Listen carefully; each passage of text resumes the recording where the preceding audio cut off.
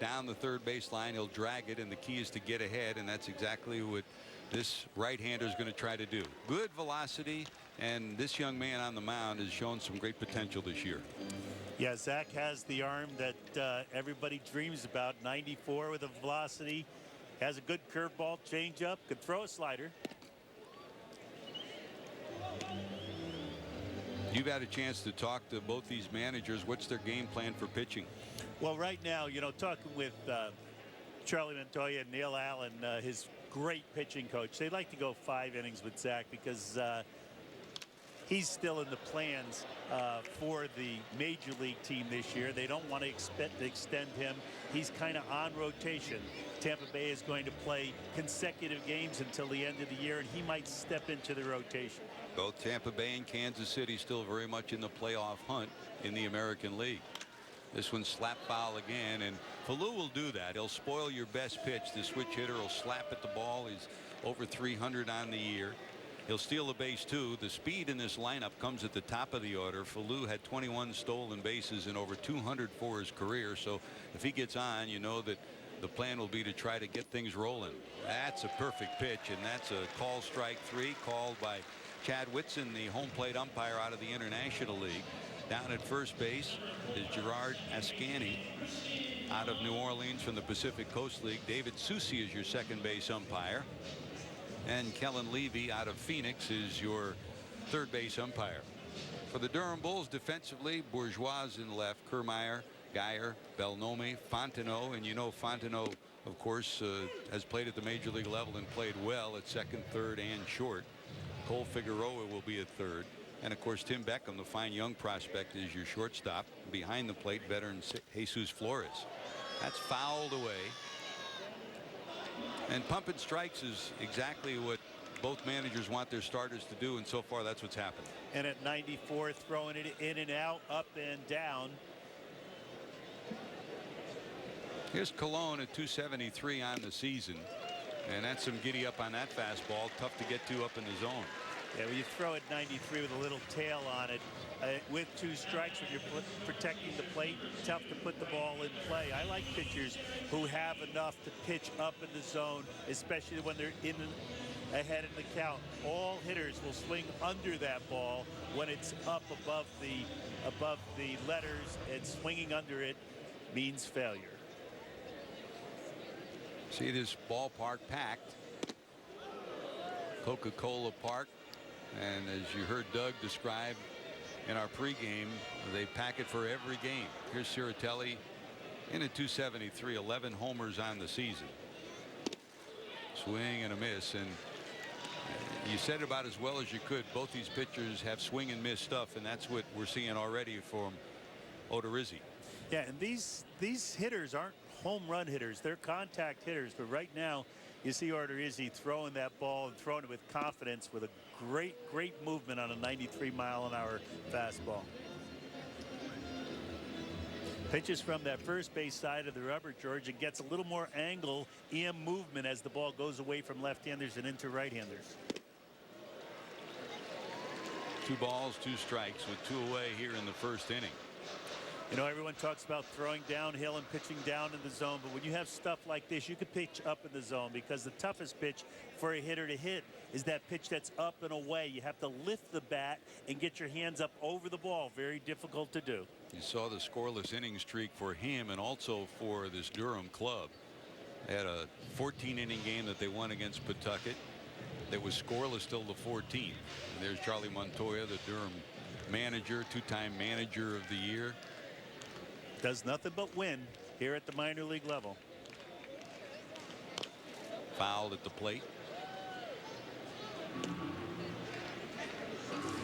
Yeah, Charlie's one of those great utility players who played with his heart as well as his talent all day long. I managed against him back in the mid-90s when he was a minor leaguer. Tried to get him with the Norfolk Tides. It didn't work out, and Philippe Alou wound up taking him to the big leagues a year later. Full count. That's pop foul.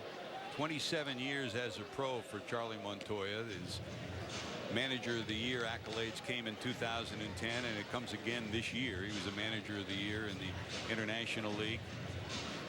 And Just a lifer, a baseball lifer. Also was part of the Puerto Rican WBC team of Cheo Akindo.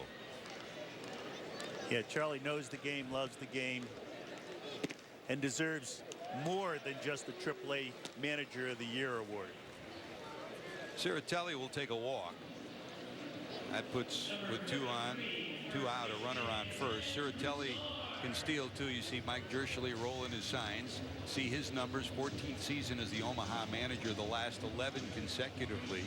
Won nearly 900, nearly 1,000 games as the Omaha manager, and a guy who's been honored, as Charlie Montoya has, as the Mike Coolbaugh Award winner for their work with minor league players in the game of baseball. And many of you will remember Mike Coolbaugh, the minor league coach who was hit by a line drive in the coach's box and perished. And the award in his honor has been won by both of these managers, both Dershowitz and Montoya. So that's, as you mentioned, Bobby, a testament not just to the way they manage, but the kind of people they are. Outstanding people. And Mike was a player in the Texas Ranger organization when I was managing back there, when Scotty Coolbaugh, Mike Coolbaugh's brother, was also a Texas Ranger. Here's Ben Broussard. He's been one of the keys to this club. At the age of 36, he was out of baseball, went to Mexico, played an independent baseball, re-signed, and as you talk to Dershowitz, he said he's been one of our leaders. He helps to tell these young people how to make the transition to the major leagues. A very solid guy out of Beaumont, Texas. Same town that, of course, produced Jay Bruce, the outstanding outfielder for the Cincinnati Reds. There goes the runner. Here comes the throw. It will be a little wide and not in time. So stolen base number 16 on the season for Ciritelli. He had a great jump, and the throw was there. You know, Flores can really throw on a 1.4 release from the pitcher to home plate. It did not give Flores enough time to throw him out. But you know, you were talking about this hitter, Ben Broussard. When you look at what's happened in his life, a star in the making. He had personal problems, walked away from the game. You said he was out. He was out for 4 years and then came back through Mexico, independent ball, and now back in the AAA final championship game. That's a little low. He credits a former major leaguer, a former Met, former Cub, Jim Hickman. One of his minor league hitting coaches was really turning his career around. Broussard still lists Jim Hickman as one of his favorite people in the game of baseball. And a fine young man. Spent some time with him last night at the gala, George, and he's just thankful to be able to wear a uniform, be able to contribute, and enjoy the game like he did when he was a young man. 2 balls, 2 strikes. The runner in scoring position. Here's a swing and a miss, and Odorizzi strikes out the side, gives up a walk. So no runs, no hits, 1 left at the end of a half an inning. Going to the bottom of 1. We're scoreless in Allentown.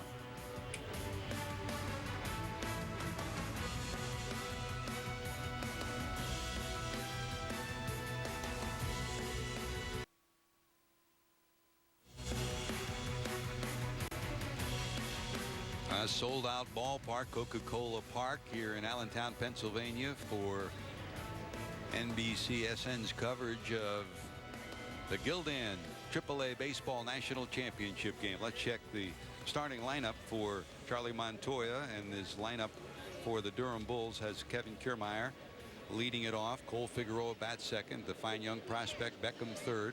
Belnome, who lives about an hour from here, in the number 4 spot. Bourgeois, Geyer, Duncan, Fontenot, and Flores. That's your Gildan Durham Bulls starting lineup. And here's the lefty Chris Dwyer, who also has swing and miss stuff, Bobby. Yeah, left-hander at 6'3", about 215.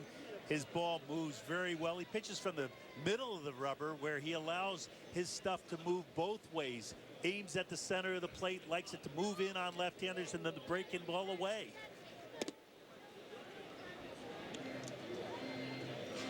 Kiermaier is the complete package. He's got some power. He's got some speed. Well, they'll play him tight at third with a possible bunt, but this guy's a hitter. You talk with the Durham folks, and they are very pleased with his development, pleased with the way he carries himself, calls himself the outlaw. He's got a little spark to him, doesn't he? Oh, he's got some stuff with him, and I like his act, and I like his ability too. He walks his talk, and it's a fun thing to see on the baseball field. 2-1 slap foul. And the story of this Durham team offensively is one that has been powerful all season long. Defensively, Omaha Storm Chasers are Discover Lehigh off defensive alignment has Lane Adams in left, Paolo Orlando in center, Anthony Ciritelli's over in right. Navarro, Falou, Colon, Broussard across the infield. Dwyer on the mound with Pena behind the plate. So we're starting the same way. Strikeouts by these two pitchers to start things off. A little different avenue for success.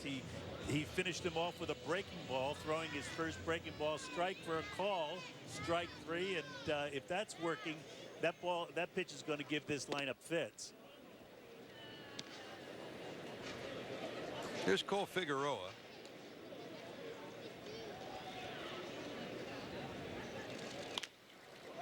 Broken bat down to first. Broussard will glove it, take care of it for the second out. Here's that little fastball at 89 that moves in on left-handers. Again, throwing from the center of the mound.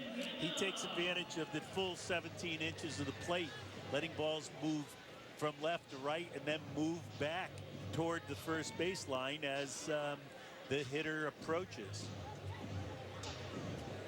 Dwyer was a California League All-Star back in 2010 in A-ball. Looked like he was off and running on a great career, was 8-4, but stumbled the last 2 years, had ERAs of over 5 in 2011 and 2012. And if you talk to him and talk to his manager, that special pitch, the changeup's been the difference this year. Yeah, it's a very good pitch for him, especially against right-handers. You know, this is a guy with a 3.56 ERA in the PCL. That's about a 3-point ERA here in the IL. Beckham fouls this one off to the right side. It'll be in the seats and out of play. The Pacific Coast League, George, has many ballparks that have high altitude ball flies. They're not considered pitcher league with pitchers ballparks, but here in the International League you have bigger ballparks, tougher to hit, better to pitch. 30 major league franchises with 30 minor league teams at the AAA level. Now only 2 AAA leagues, the International League and the Pacific Coast League. When you played, Bobby, there was the American Association too. Exactly, and now that they're combined, it's a lot easier to have the all-star games, one league against another, and the championship game, as we're seeing tonight, PCL against the IL. That's up high. You saw Mike Jerschele and his pitching coach Larry Carter right next to him, and you really credit Carter with developing the changeup that Dwyer has come up with this year. He's really tried to hammer the importance of it to him, and no more important as a coach than at the minor league level to help a guy develop.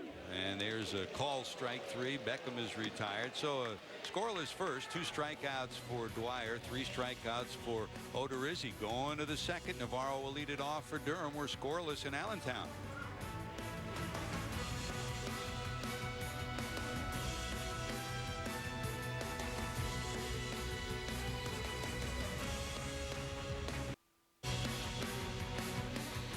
Scoreless as we go to the top of the second inning. Vince Belnomi will lead it off. Jason Bourgeois bats second in the inning, and Brandon Geyer will hit third in the inning. Sold out ballpark, special park, special place for baseball.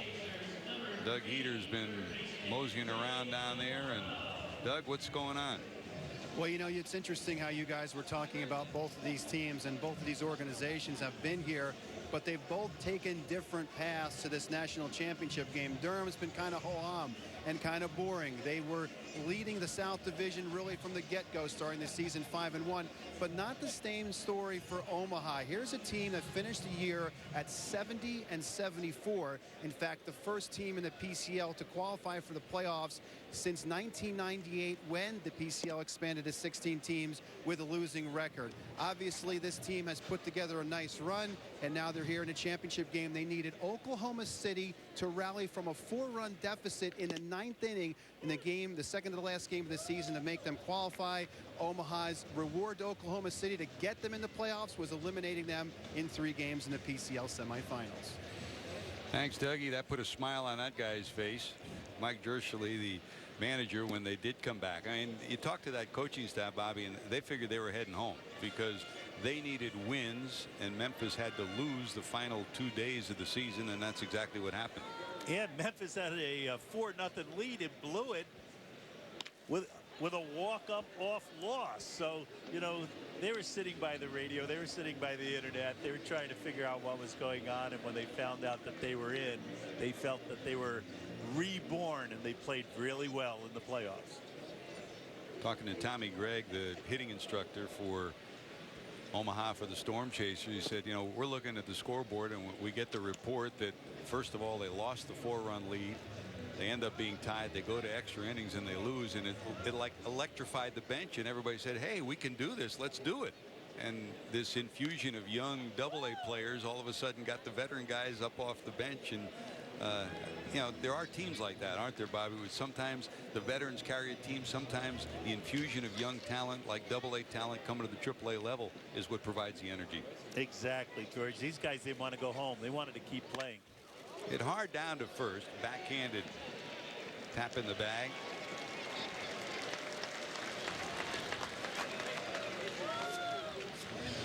Well, you talked about Mike Scherzer, and as much as he's managed, as much as he's been in the game, this is one guy who also doesn't want to go home. He says he's going to spend a few days with his family and then probably go up to Kansas City, spend some time with them. He's a lifelong baseball guy who treats every one of his players like his own son and understands and teaches the game as well as anyone in it. Ray Navarro bounces out to Belnome, and here comes Brian Fletcher. Great to see him. The apple doesn't fall far from the tree. His dad was a pretty special guy and a ball player, and he's a nice young man. Big swing and a strike. 1 ball, 1 strike. Well, he was the MVP of the previous series, and he's coming into his own as a baseball player. You know, his dad was dirty every game that he ever played. He played with great intensity and talent, and Brian seems to be the same. That's a foul ball, gloved by Flores before it bounced back into fair territory. We'll try it again, 1 and 2. You know, George, you're really not supposed to have favorite players, but I can tell you that Scotty Fletcher, when he played for me with the Rangers, was just a joy to have around. He came out early. He worked on his ground balls. I remember one time we went out to talk about fly balls at shortstop, and he would always lose balls in the sun and didn't really know how to play the ball in the sun. And I told him that you could see the ball in a different sky by just changing your perspective. And it was like a light lighting up. He could catch a fly ball with the sun in the sky, and his smile was so effervescent. Swing and a miss and another strikeout. That's 4 strikeouts for Odorizzi. And his smile isn't very effervescent now, but I'll guarantee you, this young man, like his father, will come back strong. This is an unhittable 94-mile-an-hour fastball. It starts off at the outside corner and then runs into the inside corner. Brian tried to get his hands inside that. Well, his hands are always inside that. He tried to get his barrel of the bat inside that and just wasn't able to do it. Here's Lane Adams. You talk about a good all-around athlete. This guy sure was. 13th round pick back in 2009 out of Oklahoma, was the #1 high school basketball player, and he gets a big swing on this, hit deep to left, going back, looking up. That's going to be off the wall, and he'll cruise into second with a 2-base hit. A rifle shot from Lane Adams, and the first hit and the first runner in scoring position here in the second. Here Lane gets a low fastball down out over the plate, and in most ballparks that ball's out of the ballpark, but here it's Death Valley in left center field. Not many balls travel into that picnic area in left center. This one goes off the wall, and it's good for 2 bases and a smile, because that ball was struck perfectly by the young Lane Adams. Early in the year, before the cool of September comes, that probably would have been out of here. So runner in scoring position with 2 away, and here's the catcher Pena. Couple of homers, 13 knocked in on the season. Short lead out at second. Adams, good speed. Outfield straight away and at about medium depth. Bourgeois, pretty good arm and left. Kiermaier too in center. A hard hit ball, maybe a play at the plate, but in all probability with Adams' speed he'll be able to score. Yeah, I'm surprised that the right fielder's not shortened up a little more in this situation. The number 8 hitter Pena takes it down and away for a ball. 1-1.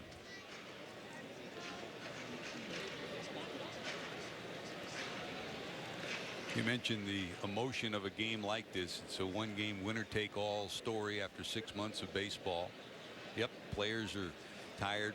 Players, some of them hurt, but all of them would love to end the year with a W and a victory and head home with a ring too. Exactly, George. You find no one in the clubhouse during this game. Everyone will be on the railing. They'll all be watching every pitch. This is where memories are made.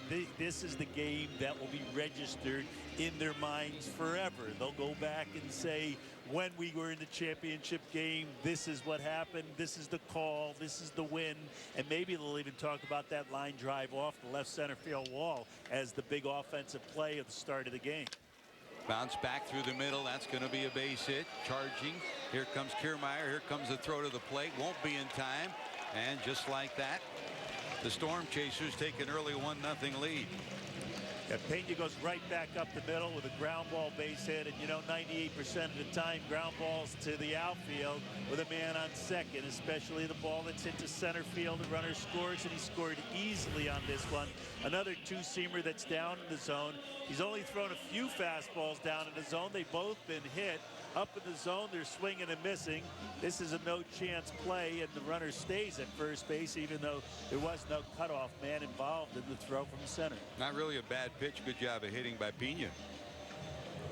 Agreed totally. It's funny, sometimes somebody gets a base hit and you say always it's a mistake by the pitcher. Sometimes the guy just does a good job. That pitch was down and he did what he should have done with it.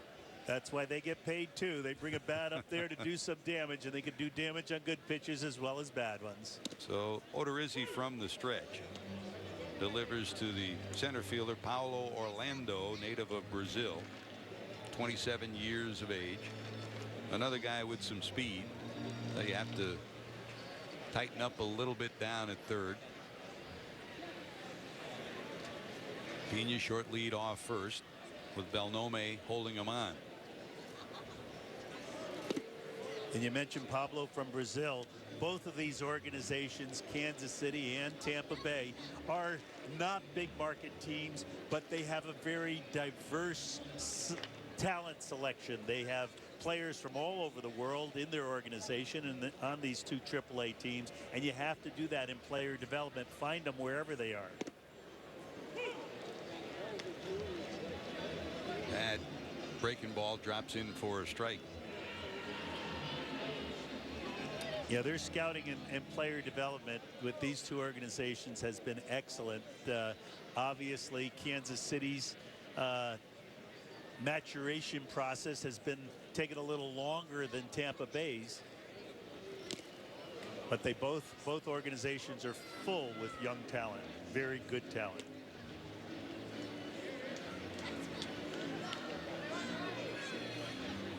You mentioned the development process, and you and I both had the chance to talk to Mitch Lukovich before the game yesterday and again today, and talk about a guy who's perpetual energy, a local guy, grew up here in the Allentown area, and with an attitude like that, it really helps these young people believe that the path and the track to the major leagues is not unreachable. He's always very positive about selling them on that idea. And selling the concept of Rays baseball has been delivered and executed properly by this entire organization. The Rays players know how to play. They enjoy playing, and when they get out, they compete every second of the game. General manager Andrew Friedman and the manager, of course, Joe Madden. That breaking ball misses inside. Madden always in contact with his managers throughout the system.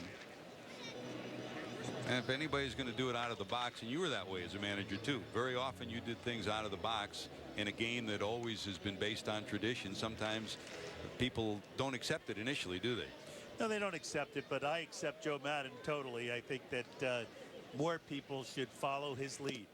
There goes the runner. 3-2, a swing and a miss, but some damage done. Adams with the double. Pena the single. 1-0. Gershly and the Storm Chasers have a lead over Odorizzi.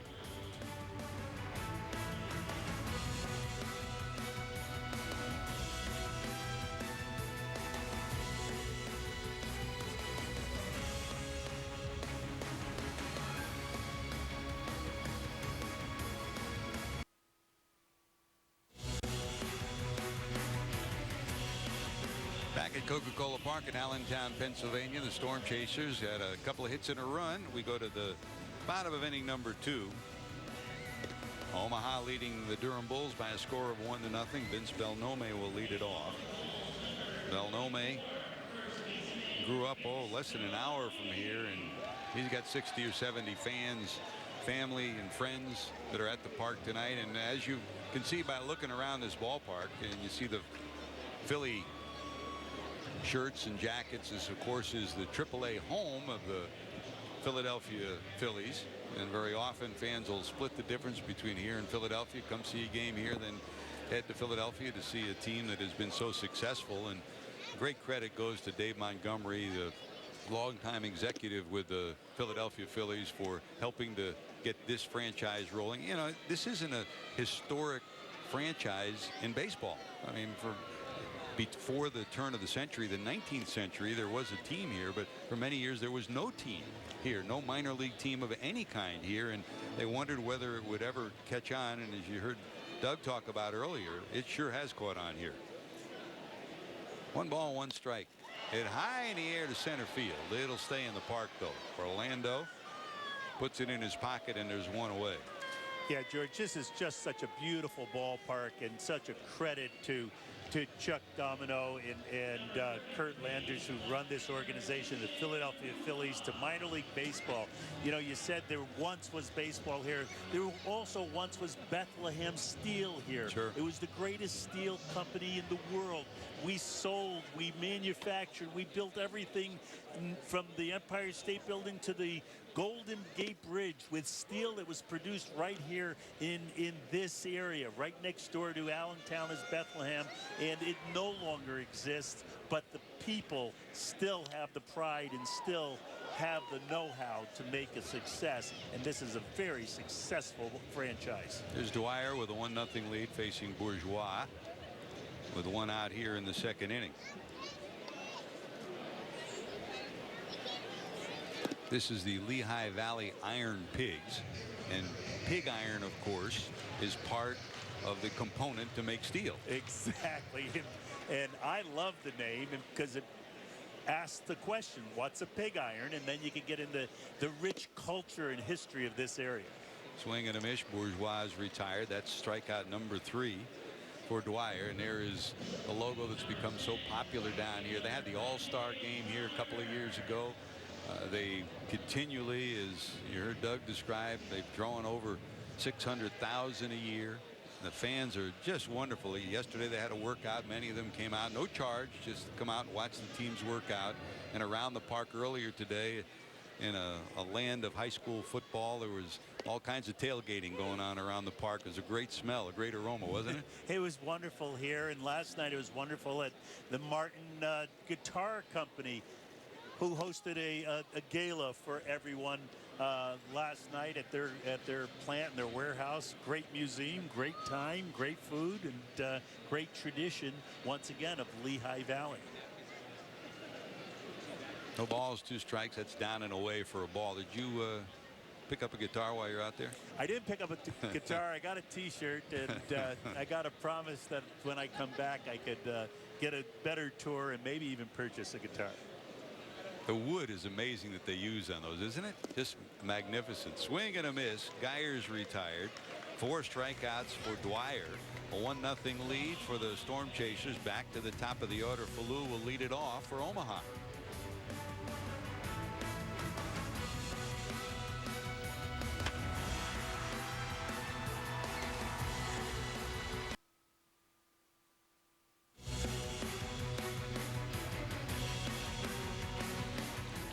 Welcome back to Coca-Cola Park in Allentown, Pennsylvania.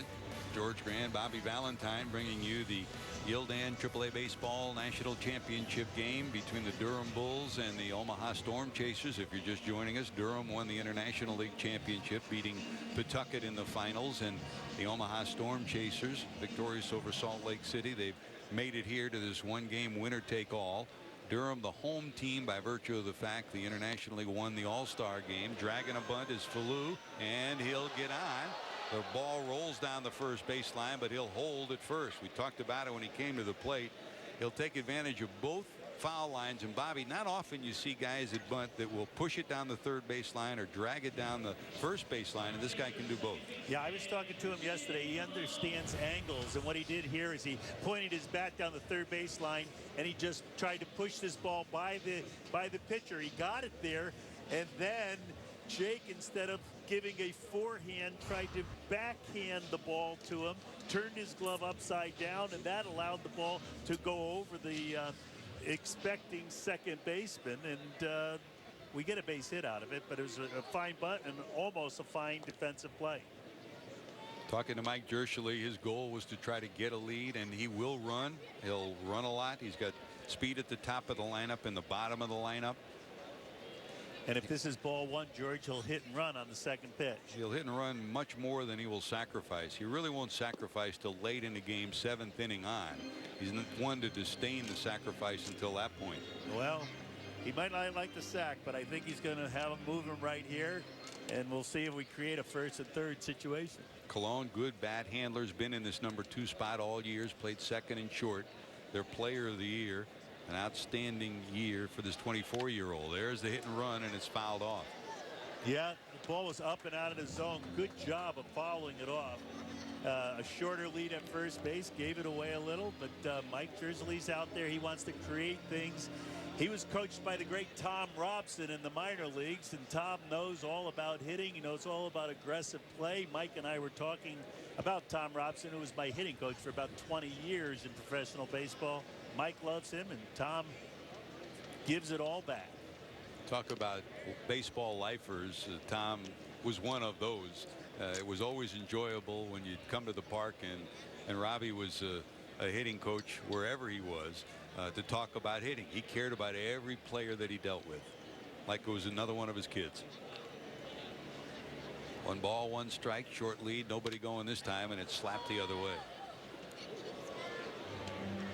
Now with 2 strikes, you have to stay away from that ground ball double play. If we had seen more breaking balls, this could be a running count to just try to steal the base, not work the hit and run. But Jake has really been a fastball pitcher today, and I expect him to throw another fastball up over the plate to try to get a strikeout here. 1 ball, 2 strikes. Odorizzi looks in for a sign to the stretch. Falou with his 21 stolen bases inches off, and that's fouled off again. Cologne, an interesting story, 24, a native of Puerto Rico. His dad, a big Cincinnati Reds fan, and a young man who I've been fortunate to work with USA Baseball for the last 20 years, and as a member of their board of directors, it's great to watch young people come up. And this man, one of the very few players to be named a captain on one of our USA Baseball teams. That's the kind of young man that he is. Christian Cologne. And he's taken a lot of his guidance from Alex Cora, Joey Cora. He talks to him all the time on the phone. He loves their insight.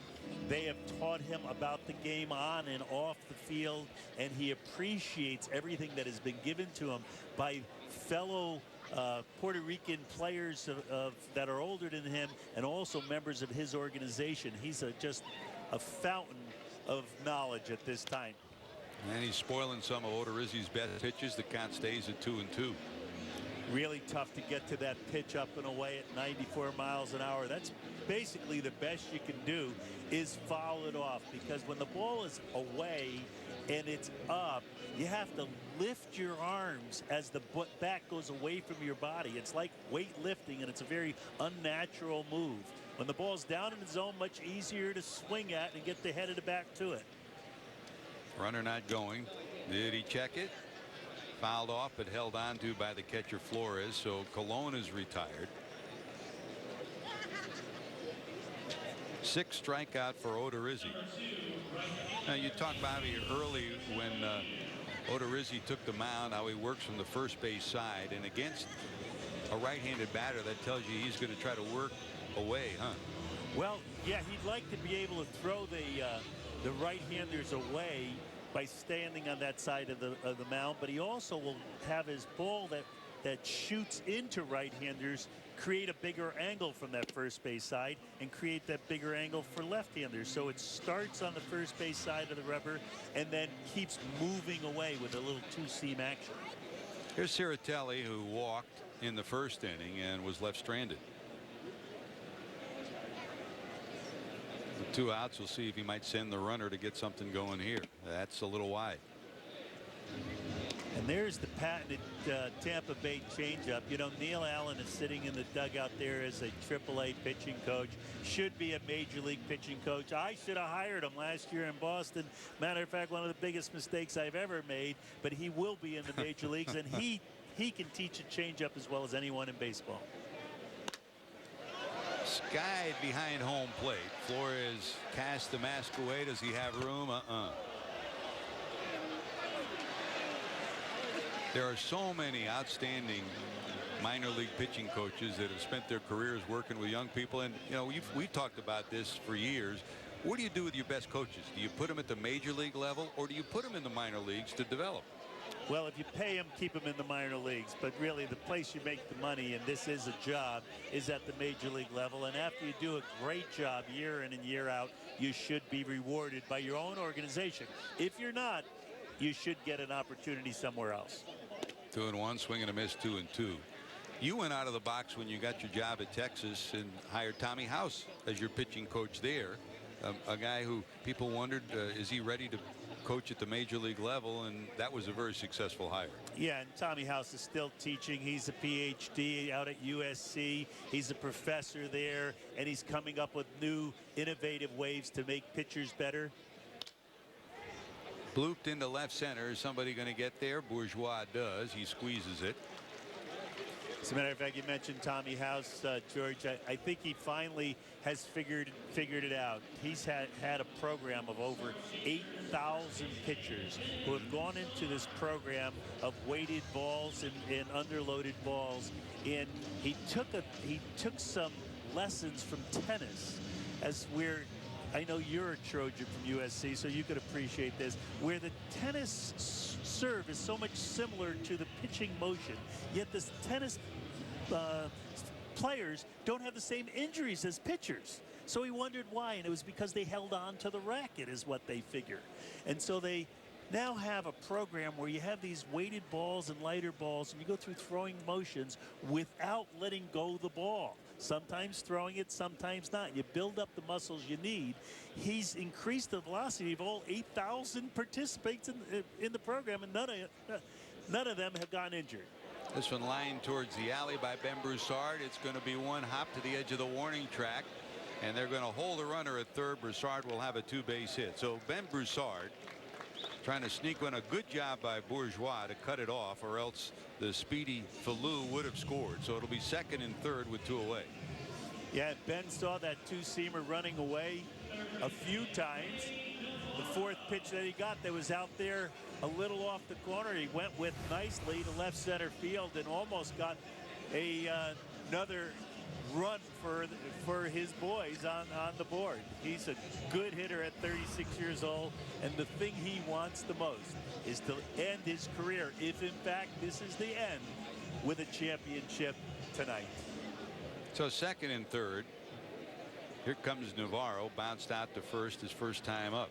Good speed at third, not much speed at second, and Broussard. Fastball up and in. After Broussard went after that pitch away and drove it to left center field, Zach came right back and said, well, let's not make a habit of that, and came inside to keep the left-handed hitter from leaning out there and driving in two.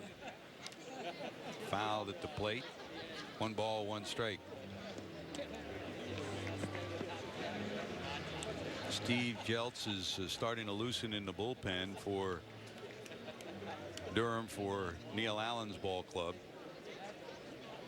one of 4 right-handers available out of this bullpen. Of course, everybody's available tonight. The starters are available.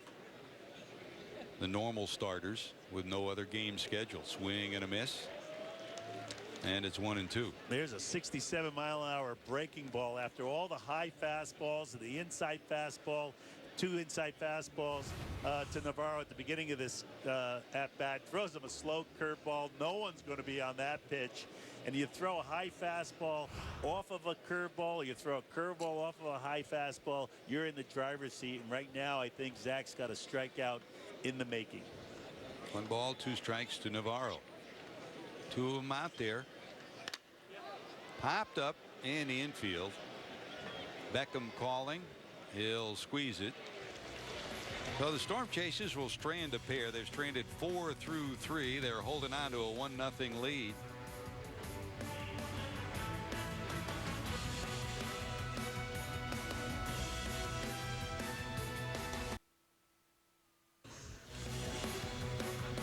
Gildan AAA Baseball National Championship on NBC SN is brought to you by Gildan. Every thread counts. And by Jana King. Who cleans your office? For businesses around the world, Jana King is the most trusted choice. Learn more at janaking.com.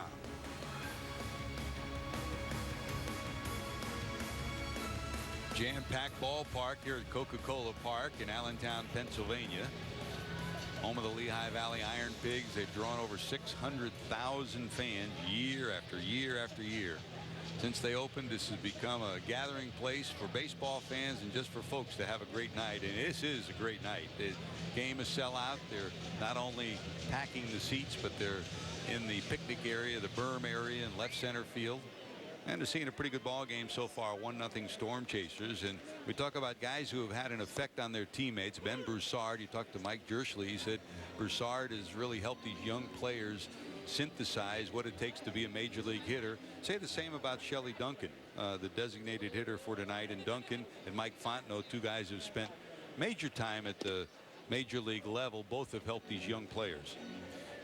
And you know, Shelley is the son of Dave Duncan, the great pitching coach of the St. Louis Cardinals, Oakland Athletics. But remember, Dave Duncan wasn't a pitcher himself. He was a catcher, and he likes to see his son with a bat in his hand. Big swing. You see the numbers on Shelley, and Shelley's brother Chris, of course, also a major leaguer. Keep hearing rumors that Dunk may come back. It would be great because of all the pitching coaches I've been around. You make a list. You can't say who's #1, but the top 3 or 4, Dave Duncan is on that list. He made everybody he worked with better. Down and in for a ball. 2 balls and 2 strikes. This is the 25th anniversary of the movie Bull Durham, as we mentioned earlier in the show. And how coincidental is it that Shelley Duncan actually hit the bull down in Durham and lit up the sky and blew the smoke out of his nose? And I think won a dinner for 2. Not bad at all. Of course, down at Durham, this is where the Gildan AAA Baseball National Championship game was played last year. They started yesterday on a $15 million renovation of the ballpark that will be spectacular. Whole new field and a lot done around the park too. Check swing fouled off.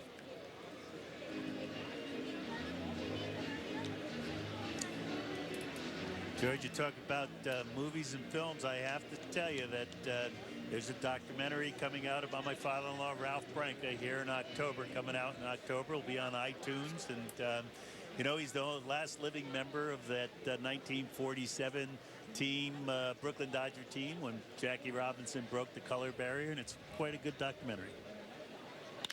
This one hit a mile high down the left field line, curving into the seats.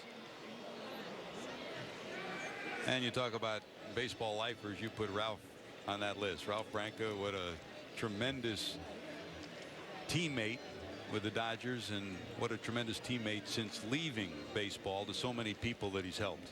Yeah, he started that BAT organization, baseball assistance team, with Joe Gragiola back in the 80s, and he's done so much to help so many people, and at 87 years old is still one of the smartest and brightest men that I've ever been around, even though I'm a little biased. He is my father-in-law, but my life has been blessed with the presence of Ralph Branca. Well, you were smart. You married into baseball. Ralph and Ann are two of the best people you'd ever come across, and Mary keeps you in check. I reckon. How's Bobby doing now? Thank you, Young George. Bobby. Young Bobby Jr. is in Dallas as a wonderful artist. Line drive, bobbled and caught by Falou. A knuckleballing line drive that Falou was able to hold on to. And, you know, getting back to Dwyer's changeup there, he threw another really good one that Shelley was out in front of a bit. A big, strong guy who tried to reach out and hook it. But even though the changeup was up a little, he had enough action on it moving away from the plate. Ian, following a fastball, had Duncan out in front and registered that first out of the inning. Here's Mike Fontenot. You can put him on that same list that we talked about with Broussard and Duncan. Solid major leaguer out of LSU, national championship. He and Ryan Theriot teammates, and they were teammates also in Chicago at second and short. A guy that plays the game hard, plays the game the right way, and he's been a real boon to this club to help some of these young players. And Mike, a real good guy who studies the game of baseball, talks it when he's in the dugout. Reminds me a little of the great Dustin Pedroia, who plays up in Boston, looking at an MVP possible world championship this year. But just comes to the ballpark early, likes to play the game, talks it all day long, and makes things happen. Charlie Montoya flashes his signs to his second baseman at the plate. 2 balls and 2 strikes to Fontenot with Flores on deck. Swing and a miss. And another strikeout for Dwyer. He had 2 in the first, 2 in the second. This is strikeout number 5 on the night here in the 3rd inning. It's strikeout number 5, and there's still a 0 in the hit column up there for the Durham Bulls. And Dwyer's doing a fabulous job of pitching in, up, out, down, and around. He's had some really good curveball. He's working off of a high fastball. He has a 2-seamer. He's throwing inside to right-handers. He's doing everything you want a pitcher to do. 5 of the 8 batters faced with first pitch strikes so far. Here's Flores. Very solid backstop with the Washington Nationals. In fact, when he was with Washington, you talk to members of that pitching staff, they love throwing to this guy. But I guess in this day and age, Bobby, you got to swing the bat at every position, not just the old traditional positions, huh? Well, Davey Johnson really likes offense, and I think he decided to go with Suzuki to get him more offense. But this is a good baseball player who will be back in the major leagues. Missing wide. 2 balls and a strike to Flores out of Venezuela. He's had a roller coaster year since leaving the Nationals organization. Swing and a miss.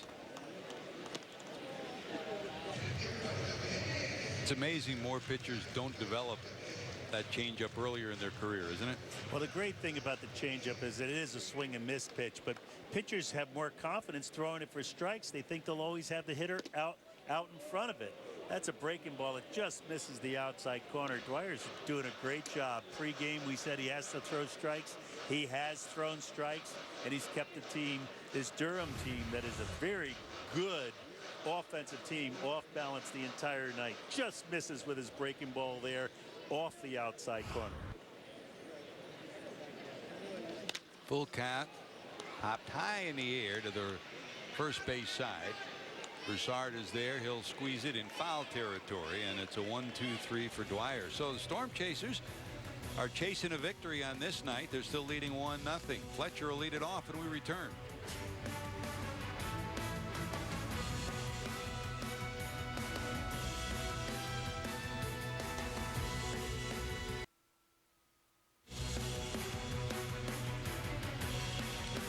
Welcome back to Allentown, Pennsylvania. Coca-Cola Park. George Grande, Bobby Valentine for the Gildan AAA National Championship baseball game. What an exciting night so far. Storm Chasers of Omaha leading the Durham Bulls by a score of 1-0. And We go to the fourth with the story here. One of pitching so far. Big swing and a miss by Brian, fouled off by Brian Fletcher. And let's welcome the manager of the Durham Bulls, Charlie Montoya. Charlie, what a tremendous year you've had, and what a great job you've done with this group of young people. Thank you. Thank you very much. I'm very lucky to have a special group, and I'm very happy to be here. Charlie, you continue to bring success to the organization. The players develop, everyone moves on, and you stay the same. Here you are winning another Manager of the Year award in AAA. I'm giving my vote for you to be in the big leagues next year somewhere, somehow. Well, I'm just very lucky that they have good players. Seems like every year for the last 6 or 7 years. So as long as they keep moving up, this is a good place to tell guys that they're going up to the big leagues, and I love that job. Well, they love playing for you, too. And it looks like this might be Zach's last inning of playing for you this year. He's thrown the ball really well, 4 hits, 1 run, but he has some more pitching to do before this year is over. Yeah, you know, it's funny. Coming into this game, he's gone 14 scoreless innings, so you know he was due to give up a run. So, I mean, he's still pitching very well. We're still in this game. And I called him Zach twice. I know it's Jake. I'm sorry. George, take it over, baby. Charlie, you know, you have so many great memories and great moments. What's the most enjoyable? Telling these guys they're going to go up and play? Yeah, it doesn't matter who it is. It could be a guy who's been in the big leagues for 10 years or somebody for the first time. It's the same feeling. They're all happy to say, all right, coach, see you later. I'm out of here. You remember your call, too, don't you? Yes, he happened to be in the playoffs in 1993. We were playing, I was playing for Ottawa, and I remember Mike Quaddy calling me the next day. I didn't play in the first game of the playoffs, and he told me, you want to play today? And I said, yeah, I don't know why I didn't play last night. And he goes, well, you're going to go play for the Expos. So, yeah, that was a good call. Charlie, we know what you're doing tomorrow. I'm going home to take my kids to school. Amen.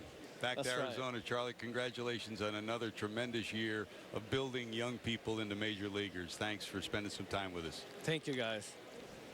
Charlie Montoya, Manager of the Year again. And you know, when he says I'm going home to take my kids to school, it's even a more special story. Many of you may know the story. Some of you might not. His son Alex has undergone 5 different heart operations.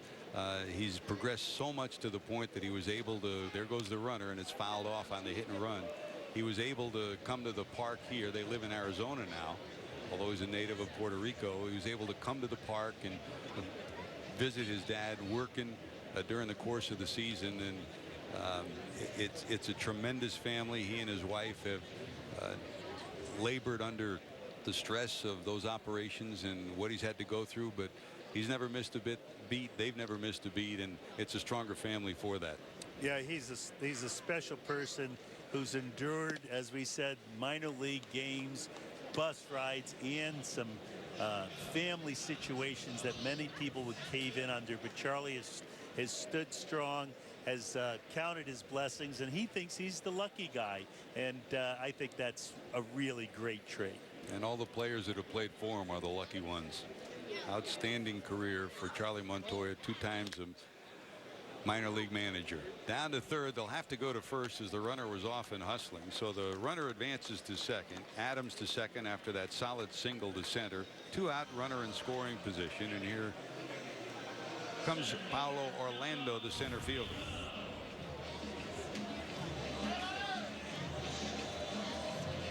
Orlando is a good RBI man who doesn't try to pull everything. I wouldn't be surprised to see him now in his second at bat try to take Jake's little 2-seamer on the inside part of the plate into right center field and try to drive this run in. Took good speed at second in Adams. Orlando struck out his first time up.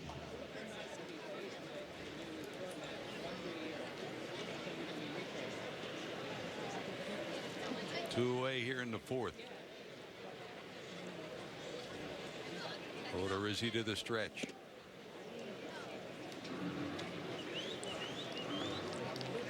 Odorizzi's fastball has been very good tonight. He hasn't thrown as many changeups and breaking balls as I expected. He's pounded that fastball. He's very confident in it, and You know, here he'll have over 75 pitches in 4 innings, and we'll call it a night after he gets a third out of this inning.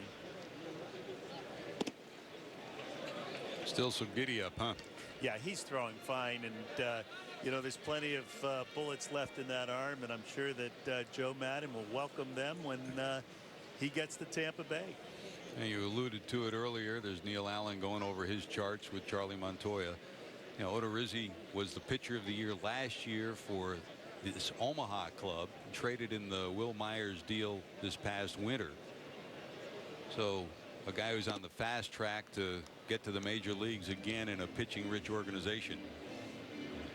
Yeah, and old Neil Allen likes what he's seen since he's gotten him. He hasn't had as much time to work with him, but you see Martin warming up there, who's a 17-game winner, who could have started this game tonight easily, but instead might come in the 5th inning and try to suck up a win. 2 balls, 1 strike. Orlando digs in. The delivery by Odorizzi. The swing and a miss for strike 2, 2-2. And there's that 2-seamer inside that Pablo tried to get the bat inside so he could hit the ball the other way, but it was just bearing down on him too much and was late on the swing and came up short.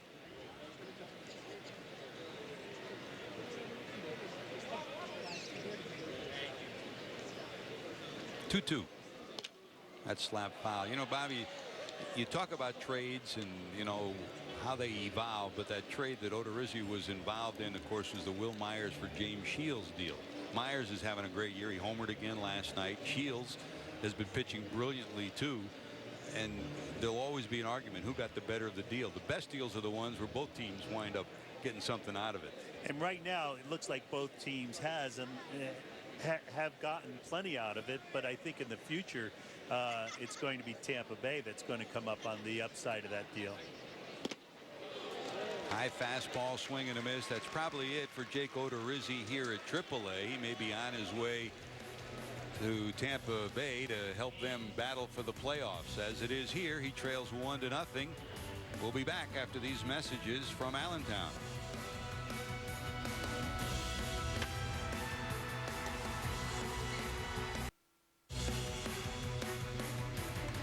Back at Coca-Cola Park in Allentown, Pennsylvania, George Grande, Bobby Valentine, Doug Heater bringing you the Gildan AAA Baseball National Championship game, a 1-game playoff for the championship of minor league baseball. We just had a chance to talk to Charlie Montoya, the Durham manager.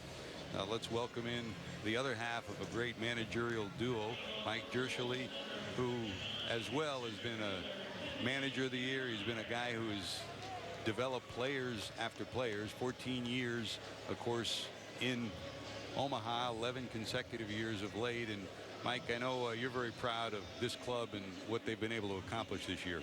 Yeah, they've done a great job. I mean, looking at the end of the year, we were fortunate to even get into the playoffs, and since then they've just taken off. What was it like in the clubhouse when Memphis, all they need is 1 win? They're leading 4-0. They end up getting tied. They lose in extra innings. You come back and win. And then the next night, it happens all over again. What was it like in your clubhouse when all that transpired? Oh, they were all excited, and they just felt, you know, the baseball gods were on our side, and we're going to keep winning now.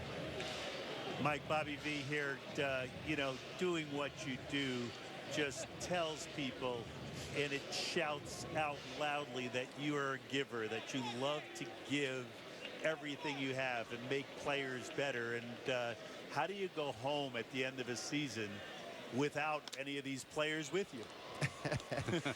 Well, I like to see my wife half the year.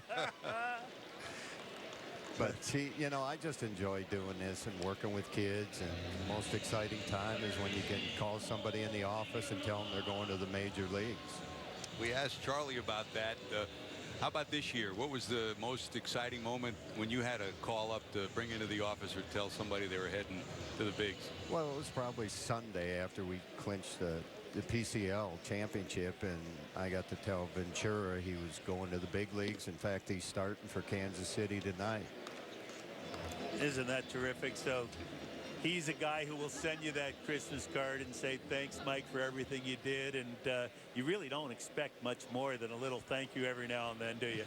No, you don't get a lot of those, but I know, as long as I feel I did everything I could possibly do to help somebody along the way, that's all I care about. What has Ben Broussard meant to this club this year?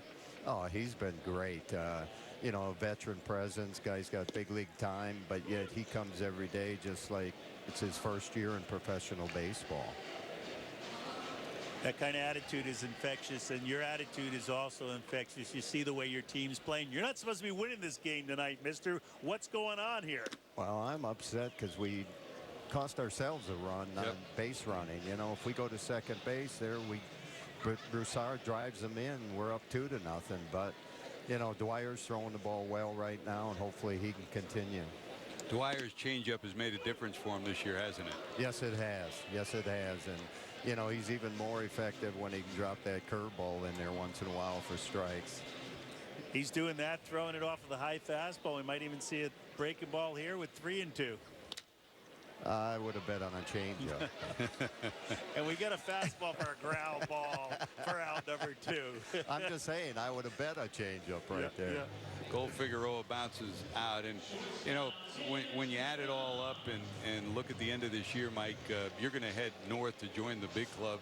It's kind of nice that the Kansas City Royals are back in the possible playoff hunt. It means something for the whole organization, doesn't it? Oh, there's no doubt. And I know we talked about it yesterday that, anytime they're winning up there, it's much easier on us guys down there.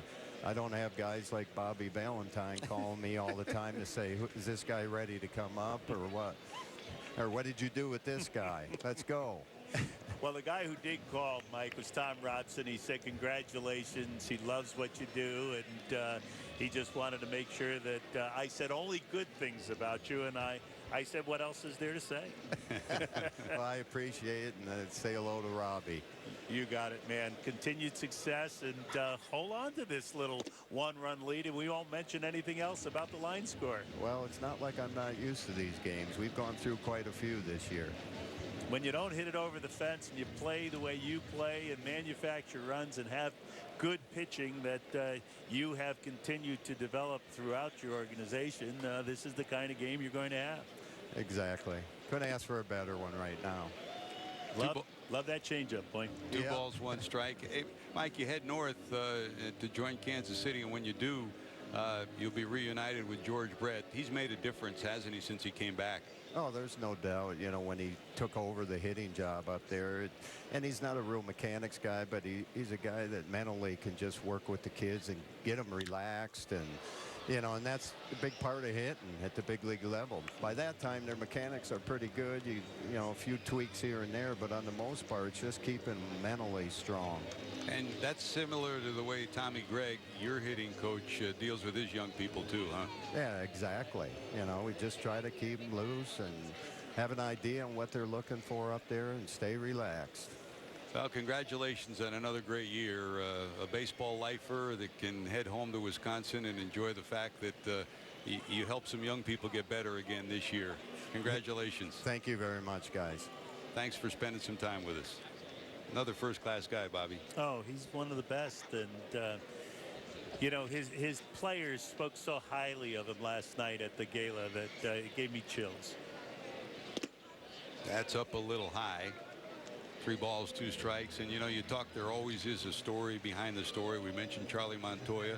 For Mike Jerschele, he has 3 older brothers. All 3 of them passed away after suffering from muscular dystrophy, and he's done so much work to fight muscular dystrophy and done so much work to help people, even though he's had pain in his life at the same time. There's a baseball story, then there's a story off the field, and these 2 managers both exemplify what's good about this game. A 1-2-3 inning here in the 4th. Dwyer is rolling. Heading to the 5th. Top of the order due up.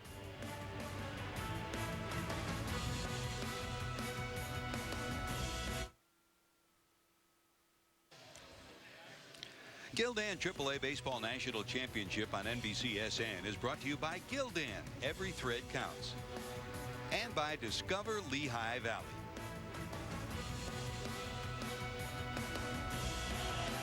Back at Coca-Cola Park, a pitching kind of night, special night. The lead belongs to the Omaha Storm Chasers, 1-0 over Durham. Doug Heaters down below with the president of the Pacific Coast League, Branch Rickey.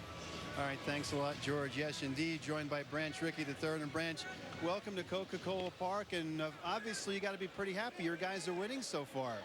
Well, it's a slim lead, but it's a feisty ball club, and they beat some good ball clubs to get here, so exciting time for the PCL.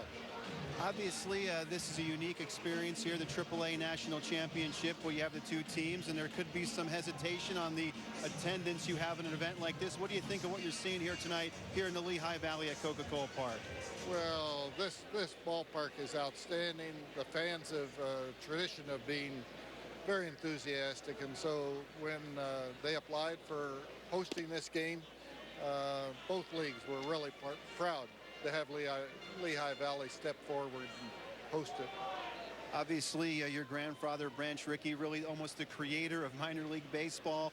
What do you think about the attendance numbers across the board, across the country, as far as them improving in each and every city that has a minor league organization? I really think it's a testimony to probably two things, and that is our newer ballparks, our extraordinary facilities, such as this one behind me.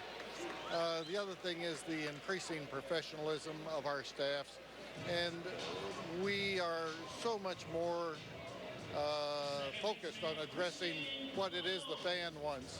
So we are providing affordable family entertainment, and we're doing it in a first-class fashion. So the attendance is no surprise. Well, I mentioned your grandfather, and obviously there was a movie that came out this summer, 42, that had you guys involved a little bit, your grandfather, Branch Rickey. What's that experience been like? I know you had an opportunity to go to the premiere in Hollywood. Just talk about what that experience was like, and obviously how you felt the movie kind of portrayed your grandfather. Well, it was a little bit of a surprise in the fact that the movie is named 42, obviously about Jackie Robinson. But the character picked to portray my grandfather, or the actor picked to portray my grandfather, is the #1 all-time Hollywood best-selling actor of all things. Can you imagine that? And so having that representation by someone as successful as Harrison Ford is a great tribute, I think. And Mr. Ford did a terrific job. We were apprehensive, I think, at the start that he was such an action hero from Indiana Jones, and he really, I thought, did a tremendous job of becoming a character actor in this story about Jackie Robinson and Branch Rickey back in the 1940s. Final question for you. This is a one-game championship here for guys that some of them are going to join the big league club. Do you like the way the progress of this AAA National Championship is going? Absolutely, and I think you can tell if you watch this game as it goes along. There's a special chemistry here. The one and out, which we originally called a shootout, now we call our national championship game. I think injects a spark into the game, and both teams come here, they know it's for all the marbles and everybody's potentially involved in the game. So there's a lot of enthusiasm, a lot of hustle, and a lot of determination, and it shows. I think it reflects into the stands, and everybody has a great time. That's what we're out after. Branch, thanks for taking the time. We'll let you get back to enjoying a fine night of baseball here at Coca-Cola Park. Doug, thanks for having me on. I appreciate it. Branch Rickey III, the president of the Pacific Coast League. Guys, back to you. Thanks, Dougie. And while you were away, this guy took the mound, and he is the man when you talk about the way this pitching staff has unfolded. J.D. Martin, the pitcher of the year in the league, made the all-star team, made the postseason all-star team. He's been special, Bobby. He's been special, but he's in a jam here, first and second, no outs. A third-place hitter looking to bunt the ball to third base and let these two runners advance. You don't see it at the major league level very often, but you'll see it here because this is as they said, a shootout, a one-gamer. I remember Wade Boggs trying to bunt in the same situation against Randy Johnson. He failed, and his team did also. And here we have, you know, Anthony Statinelli bunting twice, fouling them both off in a little bit of a hole here, and we'll see if Martin can get that ground ball double play and out of this inning. Well, Ciritelli, the Seton Hall product, has walked and flied out. 2 on, trying to get the runners over, showing bunt again. He'll get it down. Will they get it there in time? They'll get it to first for the out, but a successful bunt. So a sacrifice from Ciritelli. Runners at second and third with only 1 out, and here comes Ben Broussard, the best run producer in this lineup, who will be walked, and we'll see the bases loaded situation occur more than likely. So with 2 strikes, you had Ciritelli bunting, sacrificing the runners over. You have second and third and 1 out. You have a conference with Flores out on the mound, and Martin.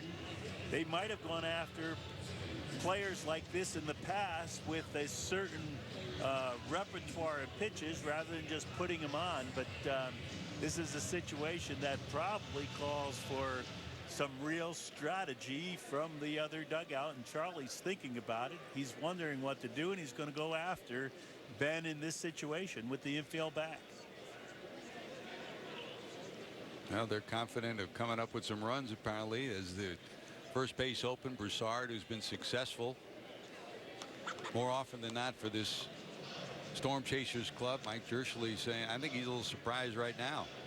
Well, as I said, they have a plan. Flores went out and talked to him, and I think it's that they could go after him with breaking balls, see if Broussard chases something. If he gets behind an account, I'll bet you they put him on. But sure. Here they'll try to get ahead with some stuff out of the zone. Down and in, 2 balls. Martin had a great regular season, 16 and 4, 2.75. That enabled him to be the pitcher of the year, and he was the heart and soul of this pitching staff. 2 balls, no strikes to Broussard. Ben struck out and doubled in the 3rd inning. That's a strike. Backdoor breaking ball on 2 balls, no strikes. Martin has a real good repertoire of pitches that are all command pitches. He'll backdoor the breaking ball, throw that slider at the back foot of left-handed hitters. He has a changeup, a fastball that moves away, and a cutter that moves in. So he knows how to pitch and knows how to use every bit of that 17 inches of the plate. Staying away, and it's 2 balls and 2 strikes. The numbers on Odorizzi: he went 4 innings, allowed 5 hits, 1 run, struck out 8, walked 1 through 79 pitches. Normally you'd go to the bullpen, but in this 1-game playoff, Charlie Montoya said no doubt he wanted J.D. Martin to get a chance to pitch because he's been the guy that's carried them all year long. Dribble to the right side. They'll come home a bobble, but they'll still get it there in time to get the runner. Well, with the infield back, you think you're going to score on ground balls, but this is just tapped to the first baseman, who was playing even with the bag. Came up nicely, bobbled the ball, but threw home. Flores catches the ball, makes the tag. You see he's playing even with the bag as this one hopper comes in. He charges it nicely and makes a perfect throw. The slide, the only slide that works there is a backdoor slide when you slide by the plate and tag the plate with your hand.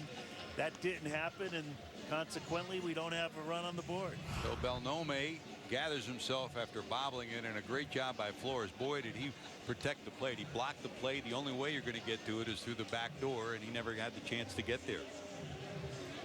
Good example of why Flores has been a solid backup and defensive catcher. So now runners at first and third. Broussard at first, not much speed at all. Navarro to the plate. He bounced out and popped up.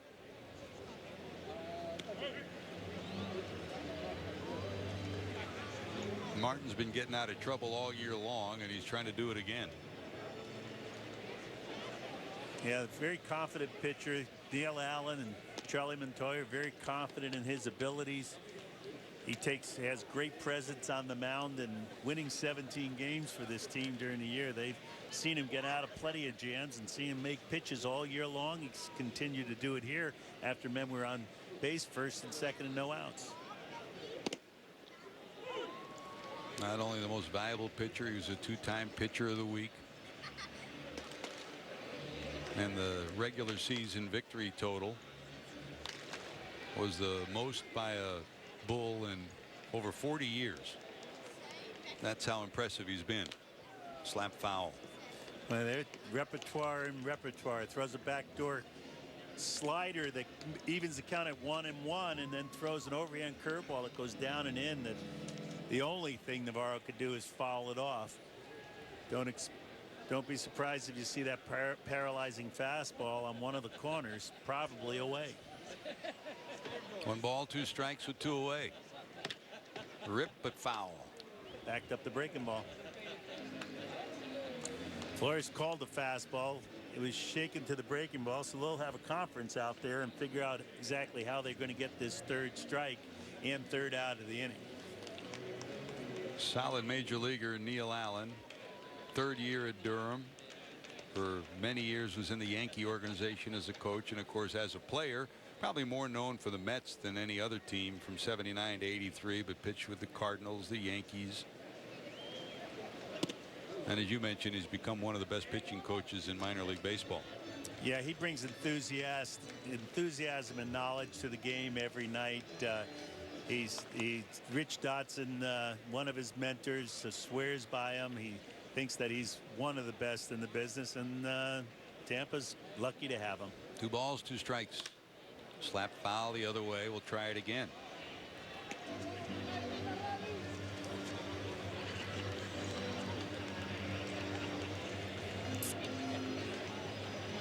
Navarro trying to find a way to get a 2nd run in for the Storm Chasers.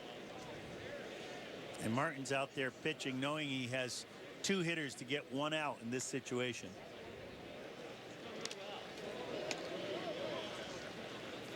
Good at bat from Navarro, handling some pretty tough stuff. And I think, you know, Charlie Montoya knows that Navarro is a very good hitter. He's been one of the better hitters down the stretch for this Durham team, and that's probably the reason they elected to go after Ben in the previous at-bat. Broken bat down to short. Over to first. They'll beat him by a step. So Beckham takes care of the final out, and they dodge the bullet. Leadoff hits, but Martin buckles down. Still 1-0 Storm Chasers.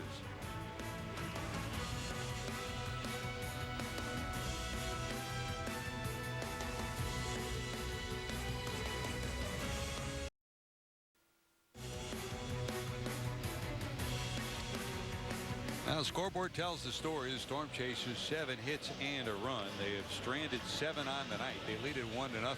The other part of the story, and interesting because as the day progressed, you know, we talked a lot about what the Storm Chasers would do and what the Durham Bulls would do with their pitching, and the plan was basically to go 4 or 5 innings with the 2 starters and then fill it in from the bullpen. Chris Dwyer exceptional on this night. Yeah, we talked about his control being the key, and his control has been exceptional. He's been ahead of hitters. He's throwing breaking balls when he's behind an account for strikes. But here he has a left-handed leadoff hitter that he's got to get ahead of, and doesn't. Throws the first pitch ball. Let's see how his composure is when his team does not score in the prior inning. Well, he hasn't allowed a base hit, has not allowed a runner. So if you plan to go 5, keep him on a pitch count and get him out of there, do you still have that same plan if in fact he's got a no-hitter or a perfect game going? You're the manager, Bobby. No, I'm letting him pitch until the pitch limit would get to an exorbitant amount. I think that this is his day in the sun. He's pitching one of the games of his life right now, in one of the biggest games of his life, and I think that this learning experience and this education is something that you can't teach. So he has to experience it this one pitch at a time, and it's going to be something that will help him in the future. 25-year-old lefty going to work, 2 balls and 2 strikes to one of the toughest batters in this lineup, Vince Belnomi. Fly to center first time up. Belnomi comes from about an hour away from here, and 60-70 of his family and friends are here tonight all over the ballpark, not in one area. So for him it's a pretty special night. This one loop towards left center, long run. It will be caught. Paulo Orlando comes up with an outstanding defensive play in short left center field. Pablo from Brazil ran that ball down as though he knew he was going to catch it all the way. He took a great route. He went into a little slide. He stuck out his glove and said, I can make this play every day of the week. Nice job, Pablo. So every special game needs some special plays. That's a special play from the center fielder, outstanding defender, Paulo Orlando. Got one away here in the fifth, and that'll bring up Bourgeois, the left fielder, struck out first time up.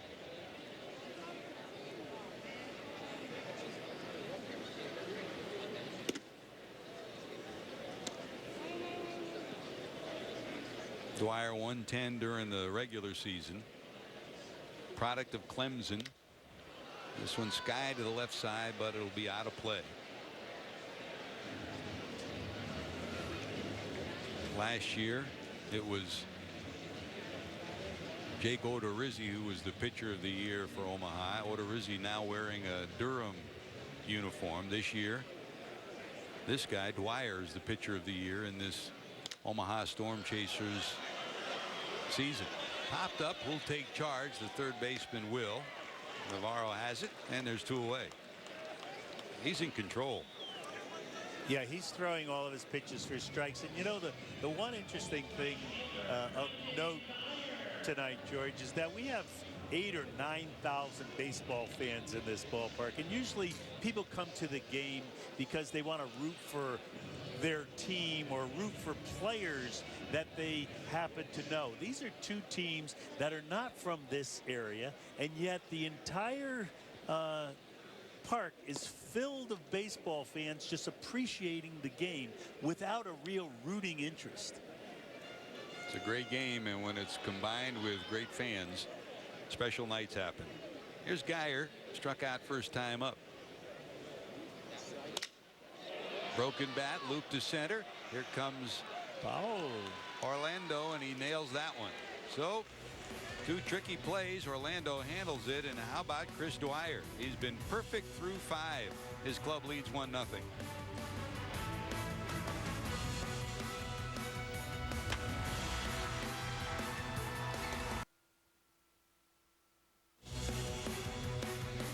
Now the scoreboard tells the story of a special night for that guy. 25-year-old Chris Dwyer out of Clemson has been superb on this night. So far Durham hasn't touched his armor at all, Bobby. Hasn't touched his armor, but his teammates haven't really given him the cushion that maybe he should have. The scoreboard should say at least 3-0 with a little offensive execution, but it's only 1, so he's pitching very close to the vest. Has gotten some good defense though, and that's been the key to his game. Two fine plays by Paulo Orlando in the last inning, and Chris Dwyer can take a bit of a breather. The numbers: no hits, no runs, no walks, and 5 strikeouts. We head to the Durham 6th inning. Here's Brian Fletcher.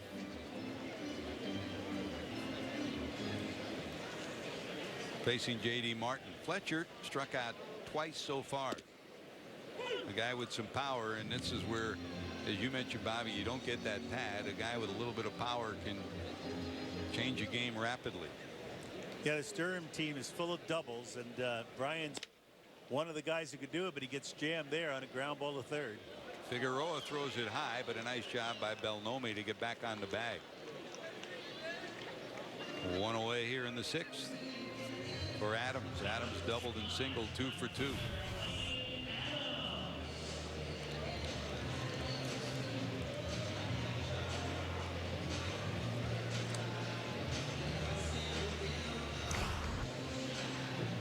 Adams has been the offense tonight with the double and hit the ball as hard as anybody so far tonight.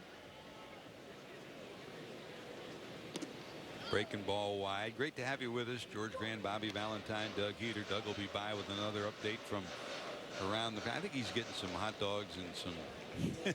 I know he was looking at those peanuts, those cinnamon peanuts. He's probably getting that. Here's a bloop into right field. Long run there to squeeze it is Geyer, and there's 2 away. By the way, we want to say thanks to the great crew that is helping us here tonight.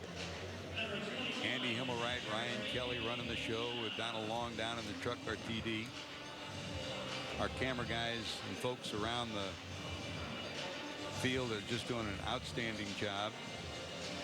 John Mulder, Doug Long, Scott Mesco, Kyle Bixler, Brad Werndt, Harm Long, Derek Kuhlhammer, BJ Long, David Kaufman, Ronnie McCoy. Outstanding work all around the park, and it's great to watch these fans interact with our camera people too. You could tell that they do such a great job here. They do all 72 home games here. Service Electric does a tremendous job of covering the Iron Pigs all season long.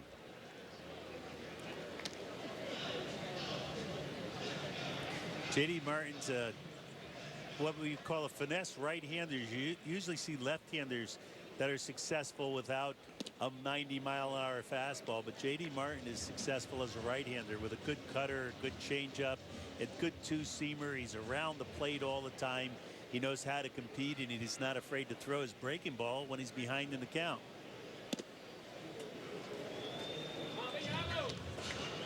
And here he is behind at 3-1 with an 87-mile-an-hour fastball. I got to think he's going to throw another fastball here just to try to end the inning.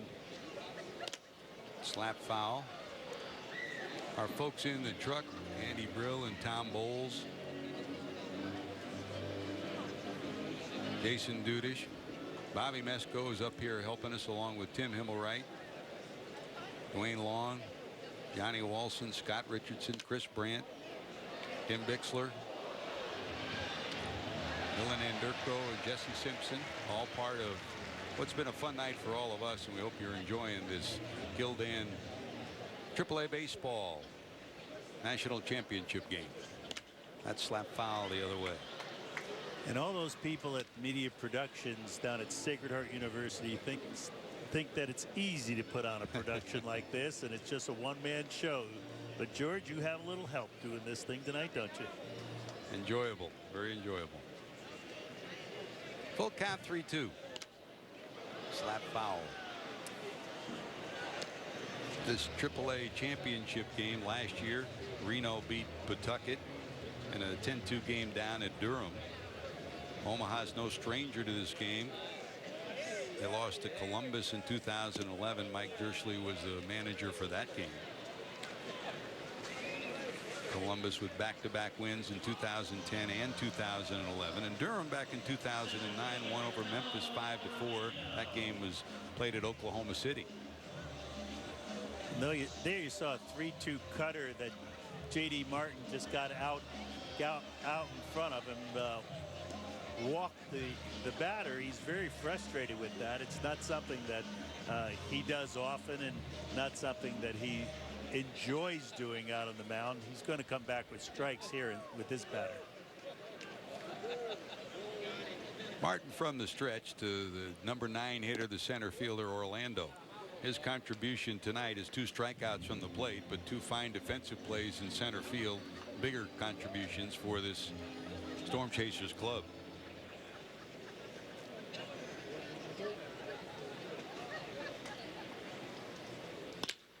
That's rifled through the infield into left, a base hit. So 2 on for the Storm Chasers. They've already stranded 7 through 5 with that 1-0 lead.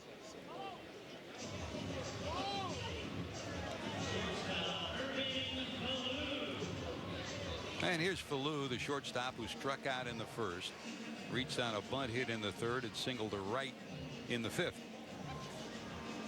When you talk about a pitcher and manager's nightmare, it's a 2-out walk at the bottom of the order when you're cruising along, and J.D. Martin did that. Now he comes to the top of the order with men in scoring position.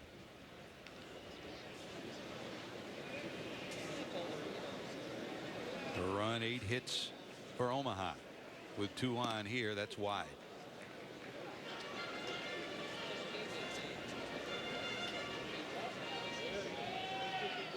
Can't let that 2-out walk carry into these next 2 at-bats, but it seems like J.D. does not have the composure that he had last inning to get out of the last inning. Slap foul, a ball and a strike. On deck is Christian Colon, who's 1 for 3 with 2 strikeouts so far. Mike Jersley would love to get him to the plate. He is one of his most reliable run producers.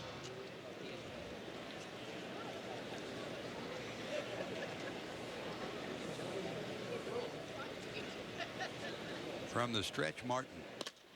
That's looped over the outstretched effort. It tips off the glove of Beckham. 1 run will score, and it'll be 1st and 3rd. Great athletic effort by Beckham, but it looked like that ball was knuckling towards him. It just tipped off the edge of his glove, or else it would have been the final out of the inning. As it is, it plates the 2nd run for Omaha. He tried to have a little more hang time because that ball wasn't hit as hard as he thought when he first left his feet, but he couldn't stay in the air long enough, couldn't keep his glove up long enough, hits off right off the top of it for an RBI single.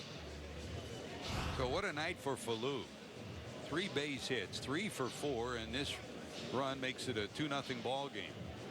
And what a pitching coach does, and a good pitching coach does, is understands the body language and the actions of his pitchers. It's not about what he's throwing, it's just about how he's acting. And Neil Allen saw that JD was experiencing frustration, and he went out there to tell him, now you got to turn the page. There's 2 outs. You're looking at the middle of the lineup here. We need that 3rd out. Forget about that walk, that grounder, and that ball that went off the shortstop's glove. We need out number 3. And don't be surprised if you don't see Falou on the move here. Well, there was a day where the 3rd to 1st move would keep him a little closer, but being that's not being used here at AAA as well as in the big leagues, he will be off before that bat's over. But they don't want to take the bat out of the best hitter on the bat out of the hands of the best hitter on their team.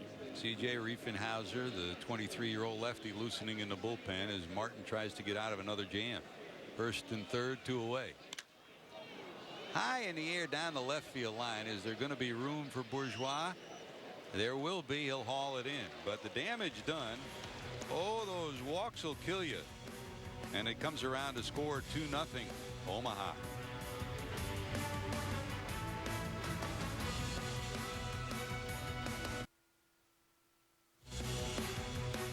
Two runs, 9 hits for the Omaha Storm Chasers, leading the Durham Bulls 2-0 as we head to the 6th inning for Durham. Shelley Duncan will lead it off. Duncan, of course, the son of Dave Duncan, the former Major League pitching coach and former major leaguer. He grew up with a lot of people, including his dad, teaching about the game of baseball. We asked Shelley who meant the most in his development. Probably just the whole Oakland A's experience in the late 80s, being in that clubhouse. I got a chance to sit in the dugout during games and was told to sit there and watch players, how they act not only on the field, but, in the dugout, their emotions. And I got to sit in the office with LaRussa when he does his meetings. And, I think I always had my ears open, and, Chris as well. And we always paid attention to how you're supposed to play the game. And, we take that with us, and hopefully our actions can rub off on some players. And they sure have this year. Just talked to his manager, Charlie Montoya, who said he and Fontenot have been instrumental in the growth of some of these young players. That's one story. The other story is out on the mound right now. Chris Dwyer has been outstanding on this night. As we go to the 6th, Duncan leads it off and slaps that one foul. For Dwyer, can't get much better than he's been, Bobby. No, and he's throwing all of his pitches, and his arm speed is so good. He threw a 78-mile-an-hour changeup that he left up and out over the plate. And Shelley usually does a lot of damage on that pitch, but he was fooled by it out in front of it a little, and all he could do is foul it off. 1 ball, 1 strike. 11 homers in the season for Duncan, and those 54 knocked in. And there Dwyer, after the changeup away, comes in with an inside fastball, and he's thrown about 8 inside fastballs to right hand. There's all at about 88, 89 miles an hour, but all paralyzed the hitter. Here's another one that he tried to throw that cutter down and in. Shelley just bounced away from it, so it's 1-2 or 2-2. A guy you saw on the bench, they call him LC, Larry Carter, the pitching coach for Mike Jersley. He's done an outstanding job with this guy. He's the one that really hammered in the idea of making that changeup part of your repertoire. And it's paid off. 10 wins, Omaha Pitcher of the Year. Another tireless worker right there. But I'm thinking they were hoping for a 2-2 fastball so he could throw a 3-2 changeup, but he backed up his changeup on 2-2 to get the count 3-2. He's almost narrowed down with a 2-run lead to throw a fastball away to Shelley Duncan right here. Coming in. Actually, the catcher did set up inside, but the ball was away. Shelley just got a little piece of it.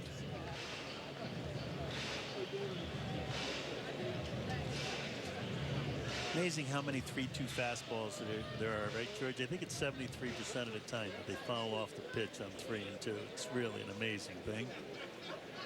Different approach today on 3-2 than it used to be, though, huh? No more choke up and get a piece of the ball. High in the air to center field. This will stay in the park. Orlando will put it in his pocket, 1 away. Well, if those 2 pitches, or actually the last 4 pitches, are any indication, even though Dwyer has a perfect game going, I think they're going to put a real microscope on him because he didn't hit his spot on any of the 4 pitches. He missed changeup back to back, and he just missed 2 fastballs by 3 feet where the catcher was inside, and he threw the ball away. So it's time to maybe make the phone call and get guys walking around a little in the bullpen. This one drilled center field. Orlando overreaching up, and he got it. He got it. He keeps the no-hitter and the perfect game intact with another great play. Boy, speed is a wonderful thing, isn't it, Bobby? It's a wonderful thing, and you have to understand how to use it. And he had a perfect route on that ball, going to his left into right center field. He never broke stride and never had to really look up at the ball. He knows how to run with his glove on his hand, so he doesn't lose any speed as he's pumping his arms, then reaches out and makes a real fine play in the outfield. Fontenot hit that ball as well as anybody's hit the ball against Dwyer all night.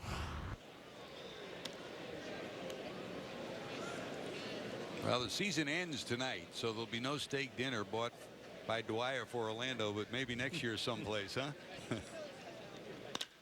Down the third base line, just foul. Flores popped up first time up, rifles that one just foul of the bag. And as we look down into the bullpen, they are stirring. The phone rang, so everyone's getting their legs loose. Yes, Mike sees exactly what we see up here, George.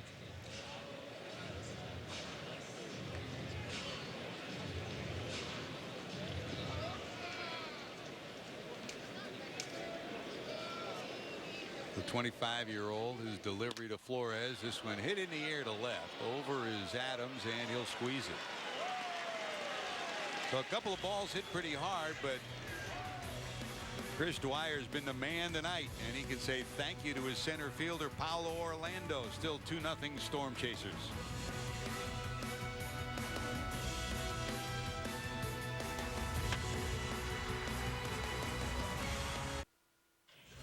Gildan AAA Baseball National Championship on NBCSN is brought to you by Gildan.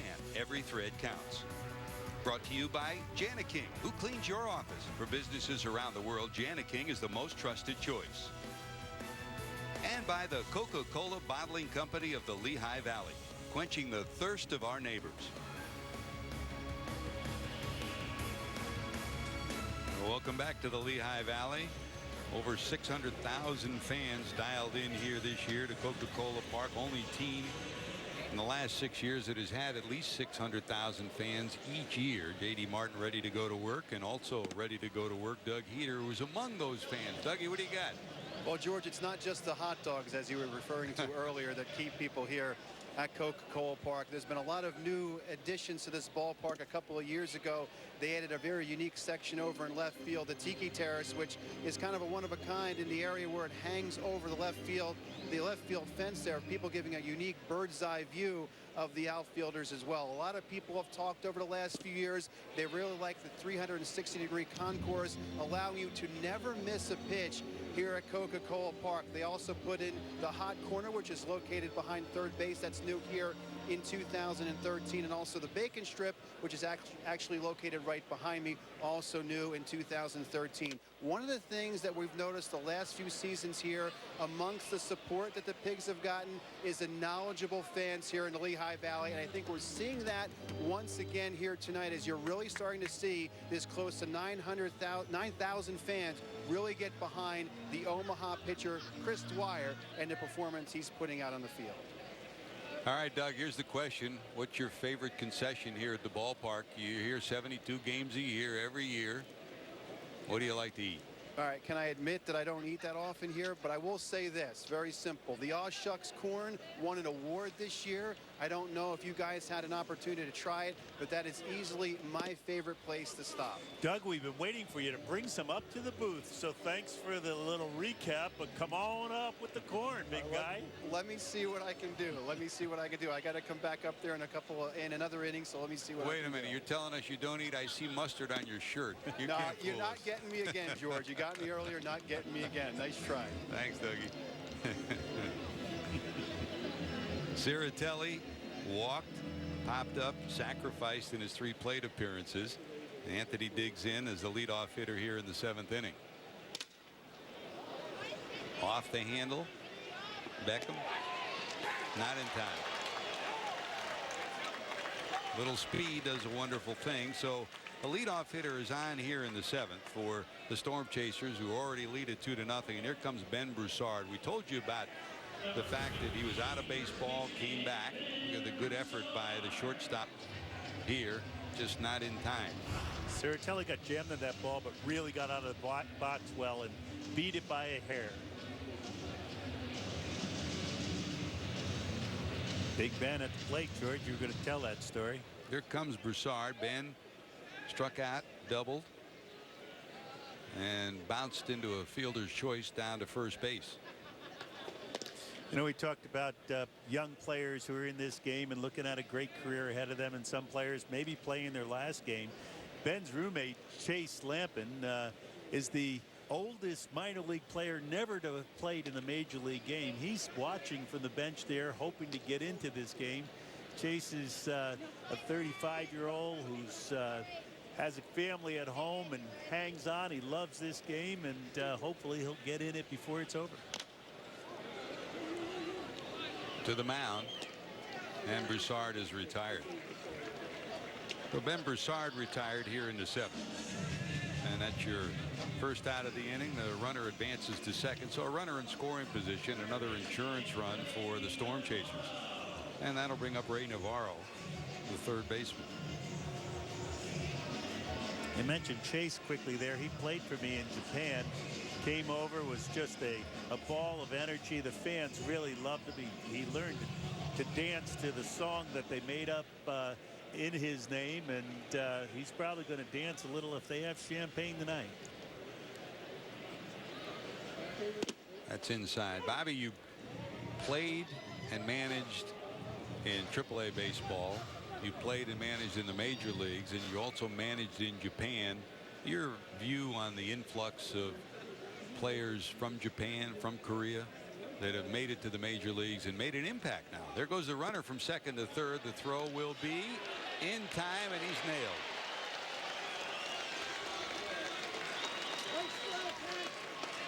There's Ciritelli. He had a good jump. He had actually a walking lead. He shuffled off the second base, but Flores was moving with him as the pitch was outside. The throw is right on the money, and as the tag is applied, he realizes that any pitch but that fastball away, he would have been safe, but it was a fastball away, and so he goes to the dugout.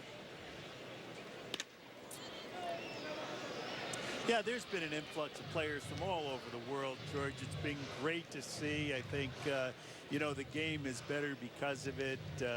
Players learn to live with players who speak different languages and have different customs, and we have to continue to expand our horizons.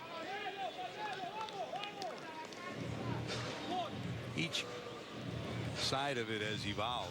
I mean, players in Japan are training differently now, and some of the things that have come over here from there have changed too, haven't they? Oh, absolutely. Training styles and pitching styles, and adjustments to cultures. Fondo takes care of that, so even with the base hit, it's a 1-2-3 inning. Back to work. We're going to the Durham 7th. It's still 2-0 and a perfect night for the Storm Chasers.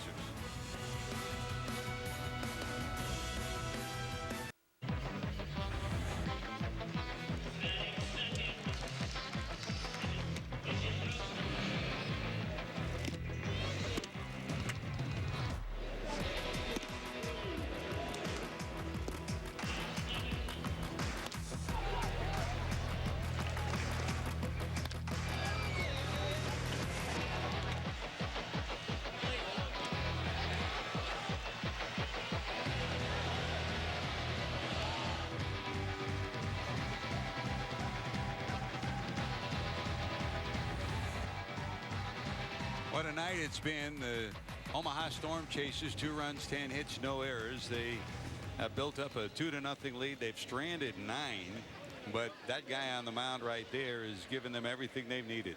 Chris Dwyer, 25 years of age, out of Clemson, has been just superb on this year, a year when he has been the Omaha pitcher of the year. Tonight he's been the pitcher of the night too, Bobby Valentine. Yeah, he's been able to throw that breaking ball for strikes all night long. He's had a very effective fastball up in the zone, in on left-handers, in on right-handers, and he's had an excellent changeup. Complete control of this game thus far. 2 balls hit hard. Swing and a miss, and boy, does he take care of Kevin Kiermaier rapidly here in the 7th. Kiermaier struck out, flied out, and then strikes out here in the 7th.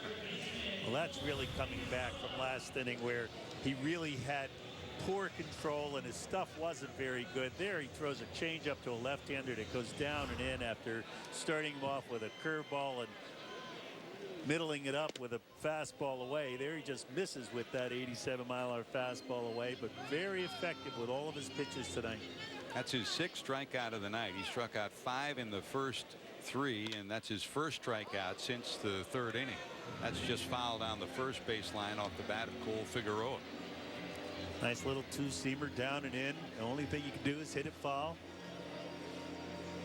And Figueroa did.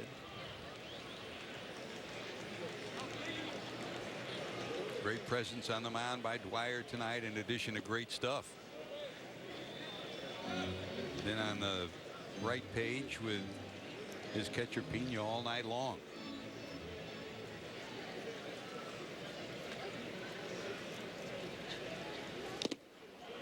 Still some giddy up too, huh? Yeah, and hitting his spots and the mix of his pitches is as good as the quality of his pitches. Every pitch has a reason, and he follows it very nicely. Thereafter, an inside fastball and outside fastball. Paralyzed, sit down, thank you very much. He gets the call down and away. That's 7 strikeouts and 2 here in the 7th, and here comes Beckham.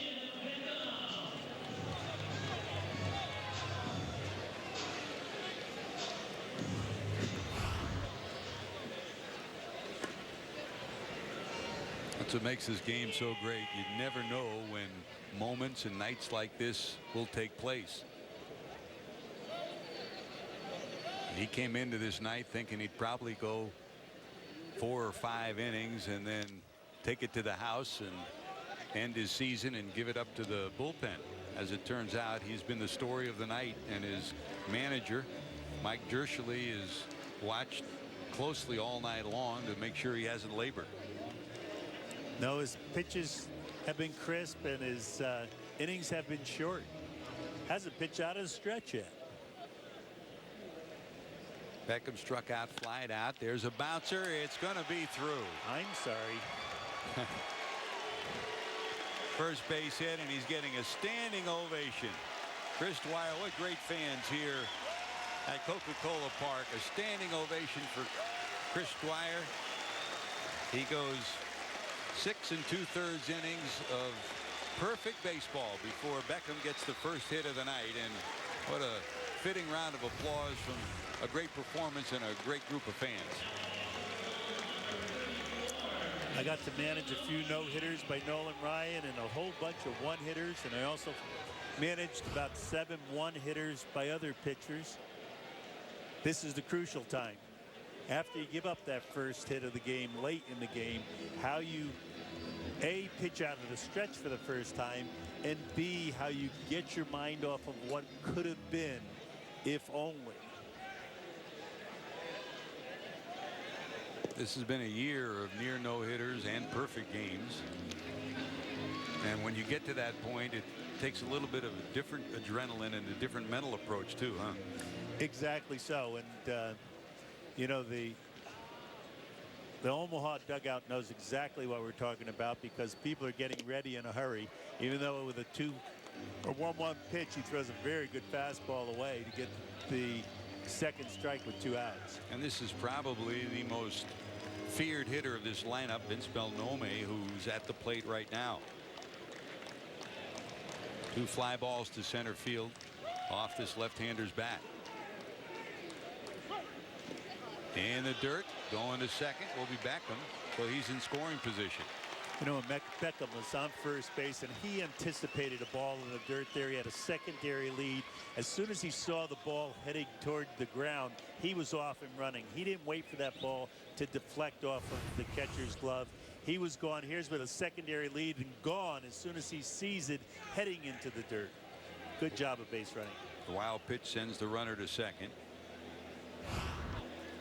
Michael Marriott loosening in the bullpen. He's got 11 saves on the year.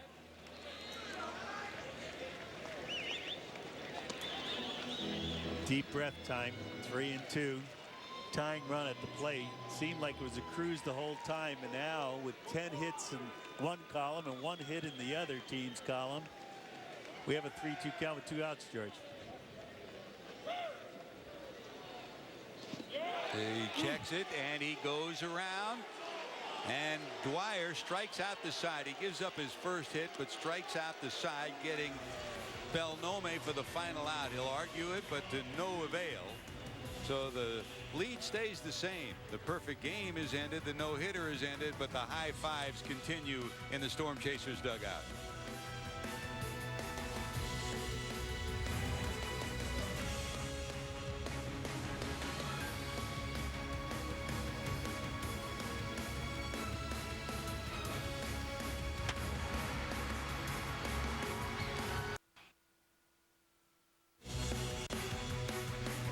Well, there's drama all over the park. This is a winner-take-all game. We had a perfect game for 6+, and the Storm Chasers are trying to complete an improbable postseason run. They lead the Durham Bulls 2-0. All of this part of minor league baseball, and over 41 people showed up at minor league parks around the country, and Doug Heaters with the guy who's in charge of all of that. Dougie. All right, thanks a lot, George. Yes, I'm here with Pat O'Connor, the president of minor league baseball. And Pat, first of all, welcome back to Coca-Cola Park. You and I chatted a little bit in 2010 when the All-Star game was here. What do you think so far? How about Dwyer for Omaha throwing that perfect game into 7? Well, I tell you what a fitting way to end the season with an outstanding performance like that. And I think it's a fitting cap to a very athletic event. Great athleticism in minor league baseball, aside from all the other things that go on. So this has been a perfect venue to see something like that happen, because you got a great mix, and it really is showcasing everything that minor league baseball is all about. We were talking a little while ago about the attendance numbers here. Near 10,000 people here at Coca-Cola Park. What does that say about, first of all, the Lehigh Valley and minor league baseball fans when they're putting this product on the field, and these fans are coming out here for teams that aren't familiar to fans here in the area? Well, I think it just says volumes. You know, it's the middle of September. Their club's not involved in the game. They still fill the ballpark up. See a great game like this. I think obviously it speaks to the job that Kurt Landis and the staff here has done locally, but also to the product. I mean, it's a great event. It's just come into its own. And I think the fans are responding in a way we thought. And it's great to be on NBC Sports and be able to show the nation what minor league baseball is all about, and at its best here tonight. I'm sure there might have been some hesitation a few years ago when this national championship game was created. Obviously, it seems to be heading in the right direction. No, it really is, and it's not a traditional event. but then there are a lot of things in minor league baseball that we do that aren't considered traditional. So it's a great event, you know, all the way up and down the line. The organizations, the players, the fans, it's come into its own, and it's a great event, and we consider it a marquee event, not just for AAA baseball, but for all of minor league baseball. All right, Pat, once again, thank you for joining us. Let you get back to enjoying the baseball game. And I know you have no allegiance here, so we just hope to see a great baseball game come to a conclusion here tonight. Well, thanks for your interest, and we enjoyed being here. Thank you. Pat O'Connor, the president of minor league baseball. Guys, we'll send it back to you. Thanks, Doug. Thanks for the visit from Pat O'Connor. Here's Pena, the catcher. Breaking ball drops in there for a strike. No balls and 2 strikes. Fly ball out from Fletcher. Fly ball pop up out down the right field line from Adams, and there's 2 away here in the 8th.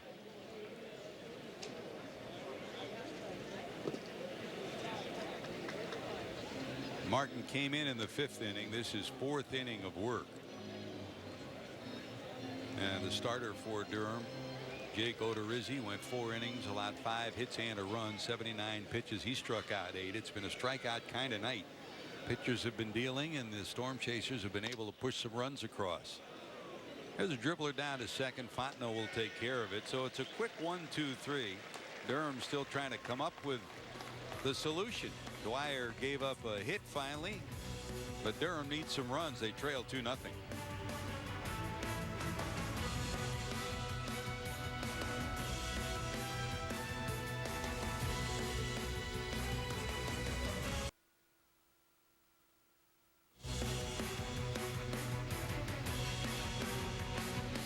Welcome back to Allentown, Pennsylvania, Coca-Cola Park, the home of the Lehigh Valley Iron Pigs. This is their normal home. Tonight it's the home of the Gildan AAA Baseball National Championship game, and it's been a dandy. The Omaha Storm Chasers, the champions of the PCL, the visiting team here tonight, leading the Durham Bulls, the championship of the International League, in their back pocket by a score of 2-0, and we've been treated to a great performance by Chris Dwyer. 7 innings, 1 hit, no runs, 8 strikeouts, and no walks. His team's got a 2-0 lead, and they'll give it up to the closer, Bobby. Yeah, they'll give it up, and you know, this has been a very sleepy Durham team. A right-hander on the mound for the first time might be just what the doctor ordered.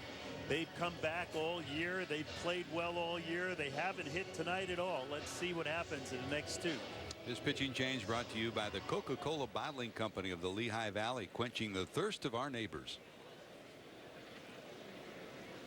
Here's Bourgeois. First pitch swinging, popped up. Is there room? There is. Pena hauls it in, and there's 1 away. Marriott has that good sinking 2-seamer that he throws with a short arm motion, and really ran in on the right-handed hitter there. Looked like a strike for a second, and then ran way off the plate. There was nothing he could do with this pitch except for hope to foul it off and out of play. Instead, he fouled it off, and it was in play. 1 out, 1 pitch. 66 strikeouts and 60 innings of work for Marriott, so he's got a strikeout pitch working with 1 away. Here's Geyer, and there's a strike, and just like Dwyer before him, he's pumping strikes in there. 11 saves on the season, an ERA of 3.5. And not a bad little breaking ball either. Yeah, the breaking ball seems to be the thing that he needs a little more of. He throws it out of the strike zone a lot from that third base side of the rubber, extreme third base side of the rubber. There's nothing wrong with his fastball. Has really good movement.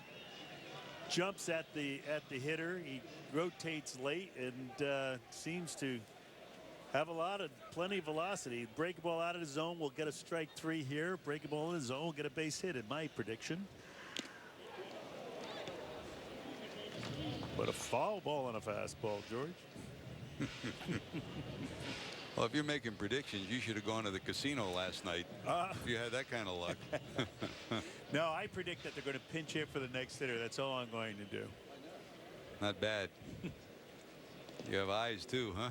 Here's a breaking ball out of the zone, but it was so far out of the zone, couldn't even offer at that.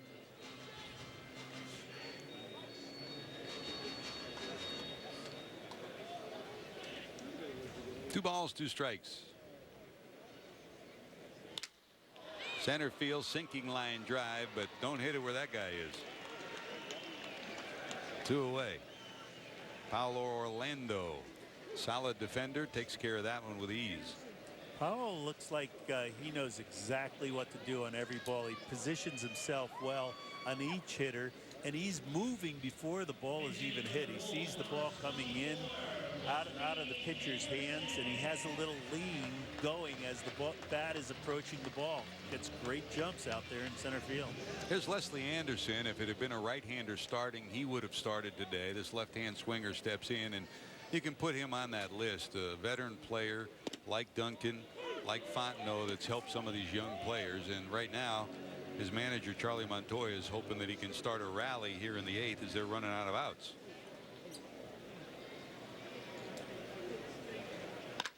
Drill down the right field line, going way back towards the wall. It is gone. Well, that's the kind of offense. It's pronto.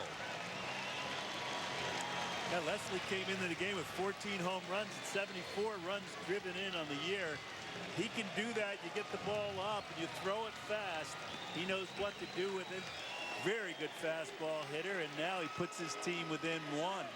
And he'll get a reception at the dugout because this guy is one of the most popular guys on this club. He's come through time and time again, and maybe he can spark this club here in the 8th. That's a breaking ball banger. Wow. Hung it.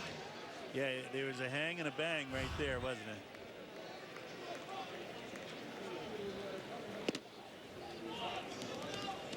So it's back to a 1-run ball game again. 2-1.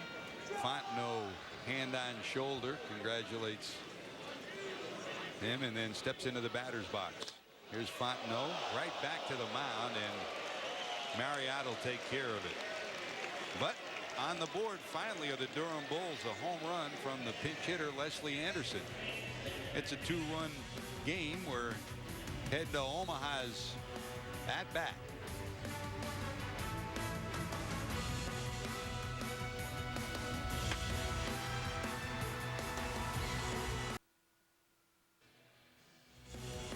Gildan AAA Baseball National Championship on NBC SN is brought to you by Gildan.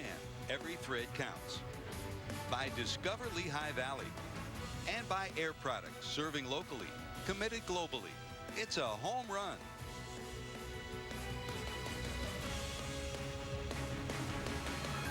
Here at Coca-Cola Park, and we're now joined by Chris Dwyer. And Chris, you know, you and I talked yesterday. We kind of wondered how deep into the ball game you can go. Obviously a great performance for you tonight. What was working the best for you out there on the mound? You know, just getting ahead of hitters, running my fastball, getting to my curveball, throwing my pitches for strikes is what kept me in the game, and that's, you know, that's pitching in general. You got to get ahead and command your pitches. You know, when we talked yesterday, you had said that the best capper to this season would be winning this championship. How do you feel now knowing you gave this kind of performance with one inning left? I mean, it's a great overall team, you know, performance going on right now, and great defense, and they're hitting some, you know, hard balls and stuff, and, you know, it'd be awesome if you could pull us out, just because, you know, came down to the very last couple of games of the season, and, you know, just crazy how it's all worked out, and, you know, here we are, one inning to play. Very knowledgeable fan base here in Lehigh Valley. They knew what was going on at the 7th inning. What was going through your mind as you were approaching that 7th inning, knowing what was going on out there? Just go out there and do what I've been doing the past couple innings, and just throwing strikes and getting ahead, and it doesn't change at all no matter what the situation is, so that's what I stuck to. All right, Chris, great job tonight. I'll let you go and rejoin your team. Thank you. Guys, back to you. Thanks, Dougie. Great job by the lefty. Outstanding effort by Dwyer. 7 innings, 1 hit, no runs, 8 strikeouts, no walks on a night where he threw 96 pitches.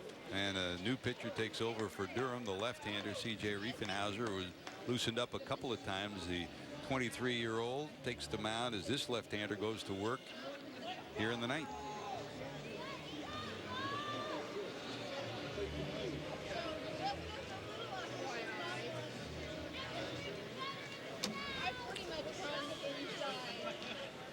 Keep it close, and home runs can make a difference, and the Bulls are hopeful they can leave it where it is. This one smothered by Beckham across the infield, and there's one away.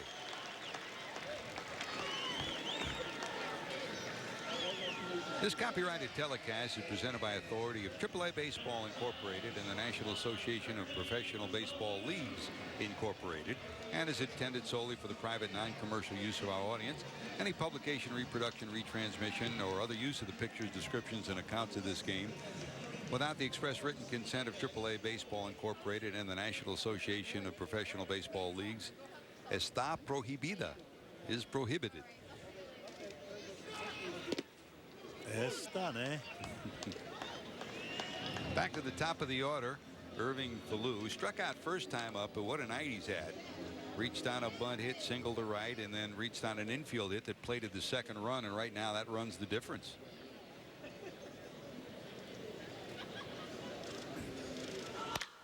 Down to third, snared by Figueroa. 2 away. You know, talking with Tommy Gregg yesterday around the batting cage, who is such a good hitting coach and such a good guy.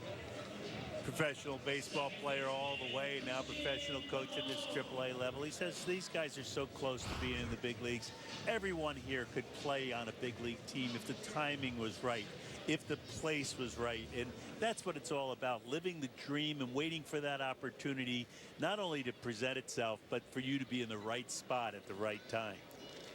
And you know, you talk about that as ball players, and while we got a minute, we can say it too. That's true of broadcasters. I mean, doing in the game in the booth right next to us right now, Mark Nasser, who did the games with the Omaha Ball Club this year, and Patrick Keenis, who did the Durham games this year, doing the game together. And in addition to Mark, Brett Pollock is here as well, and those are 3 outstanding young broadcasters. And you go around the league, there's so many great broadcasters that work at the minor league level that are major league caliber. They just need the opportunity and the chance to do it. And these are some young people here that certainly deserve that. And here we've had a chance to hear from Doug Heater. You know, Matt Province, who's been here for years doing work, has helped us so much while we were here this week. And it's great to see young people get the opportunity to show what they can do around the country. That's it, George. And son, one of these days you're going to have an opportunity. So you just, you know, stay put, keep working hard, keep your nose to the grindstone, and that opportunity just might present itself. This is hard to believe. You and I did a college baseball game in 1980. 1980 for ESPN. Now think about that for a second. How about that, huh? Still going. Still friends after all those years. Think about it. Here's the 1-2. Sawed him off. Will anybody get there? Beckham, great speed, does. It's 1, 2, 3. So last roundup time, heading to the bottom of 9 in Allentown. The showdown in Allentown. 2-1 lead for Omaha. Can Durham rally? Stay with us.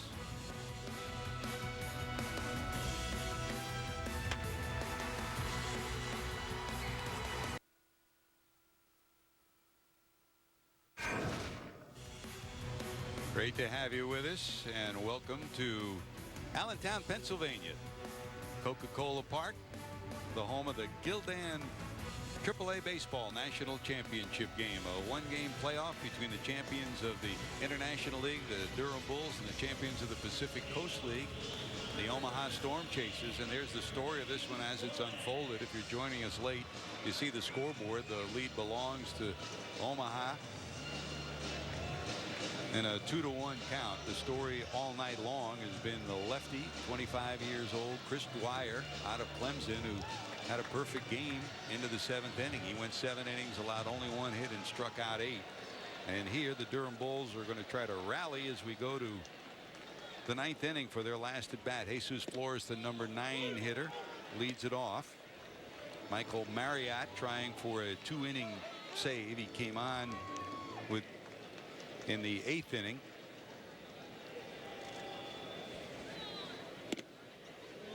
Breaking ball left up a little bit high for Flores, who popped up and flied out 0 for 2. Charlie Montoya has seen his club come back. What a year they've had. 30 games over 500 for the season, 87 and 57. There never was a doubt that they'd be in the postseason. They were the most prolific offensive team in the league. They struck out over 1,100. They pitched brilliantly, and this in spite of the fact they lost their 2 marquee players Will Myers was called up to Tampa Bay. Chris Archer, the pitcher, was called up, but Montoya and this club just continued to rally. This one blooped into left center. Back, reaching up, holding on is Falou. Nice play by Irving Falou, and there's one away. That's one side of the story, Bobby. The other side of this story has been so improbable. We've talked about it all night long.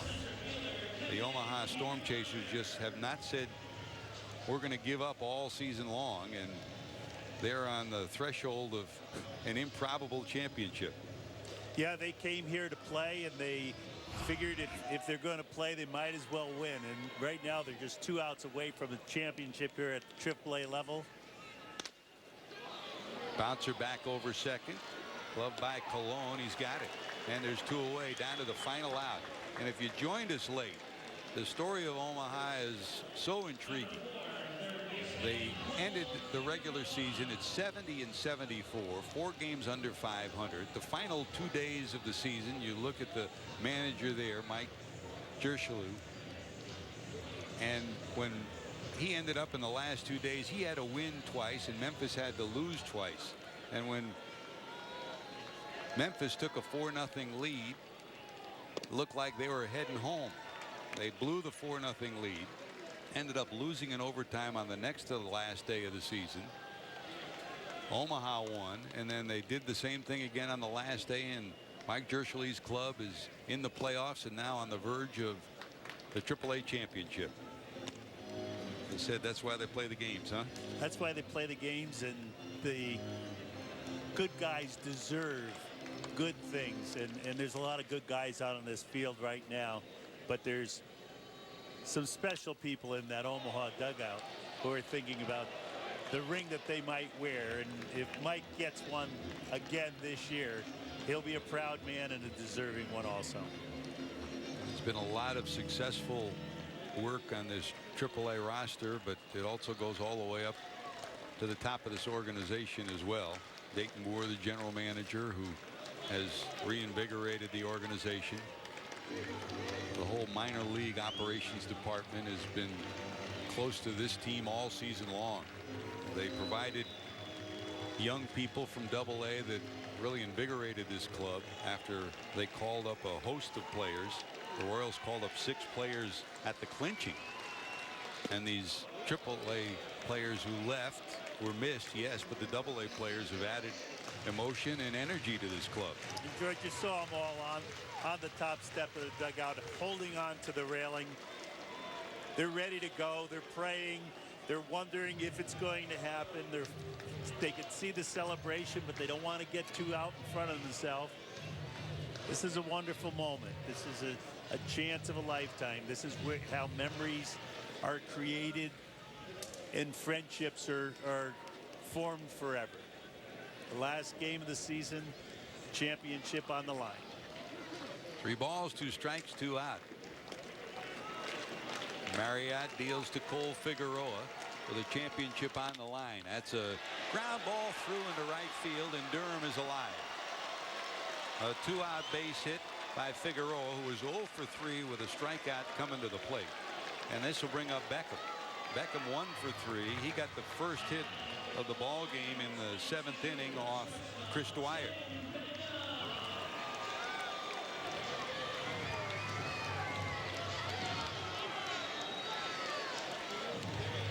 Tim Beckham, one of the best players in the organization for the Rays. He's blossoming. He's a leader. He's an athlete. He's played very well at shortstop, and the last thing he wants to do is make the last out of the 2013 season for his team. Beckham digs in. Marriott delivers. Breaking ball. Slips out of the hand. It's up high and inside.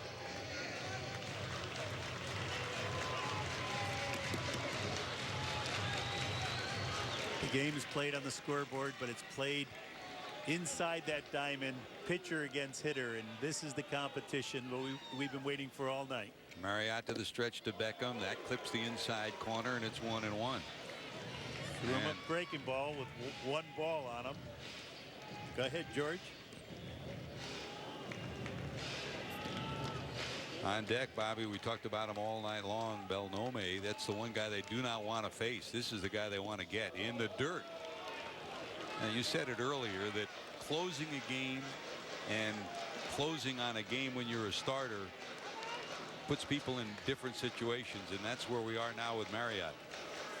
Yeah, Marriott has really squeezed the breaking ball here the last 3 that he's thrown. I think he should go back to that fastball. It's the pitch that's gotten him the outs when he's needed them. Breaking balls either in the dirt or hanging. 2 balls, 1 strike to Beckham. Misses up high, and it's 3-1. Another hanging breaking ball. Left-hander up in the bullpen. Bellomi, the left-hand hitter behind him. Jershali's turning over and looking at his pitching coach, Larry Carter, saying, you know it's going to end like this. It's exactly what he said. This is the way we played all year. Exactly. That's a strike. It's the top end of the strike zone. 3-2, 2 outs. That means the runner at first will be Offer and Scamping. Figueroa represents the tying run, so a ball in the gap could tie this game up. And they'll hold him on and not play behind him because he could score on a play the ball in the gap, and they're going to take that 1 stride away from him by holding him on and giving up that hole. Marriott to the stretch. Here's the 3-2 to Beckham. Runner going. Nub down the right field line. Broussard can't get there in foul territory, and we'll try it again. 3-2. I guess it was a foul ball on 3-2. It happens often.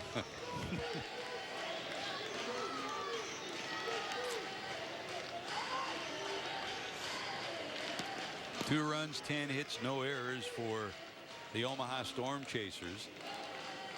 They've left 9 on base on this night. They've had opportunities to put 4 or 5 more runs on the board that they could not do. 3 hits on the night for this Durham ball club.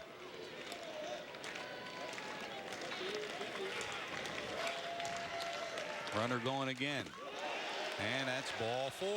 So the tying run goes to second. And boy, you talk about the scenario of emotion. First, the emotion was on the side of Chris Dwyer, who had the perfect game going. And now it rests on the shoulders of the big left-handed swinger, Vince Bellomi, who grew up just about an hour from here. He's got family, friends, about 70 of them in the ballpark, and they'll bring in the lefty to try to deal with this big power hitter. Charlie Montoya hoping Bellomi can once again do what he's done all year. So Marriott will exit. They'll bring in the lefty to face Bellomi. This one's not over yet. When we return. This pitching change brought to you by the Coca-Cola Bottling Company of the Lehigh Valley, quenching the thirst of our neighbors.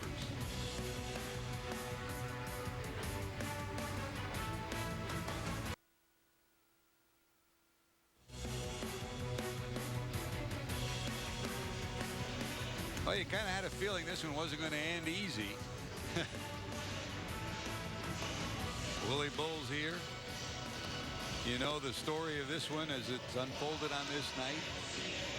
Omaha took a 2-0 lead behind the brilliant pitching of Chris Dwyer, but Durham has rallied first on a pinch hit home run from Leslie Anderson, and now they're going to try to close it out as we go to the bottom of the 9th inning with 2 on and 2 out.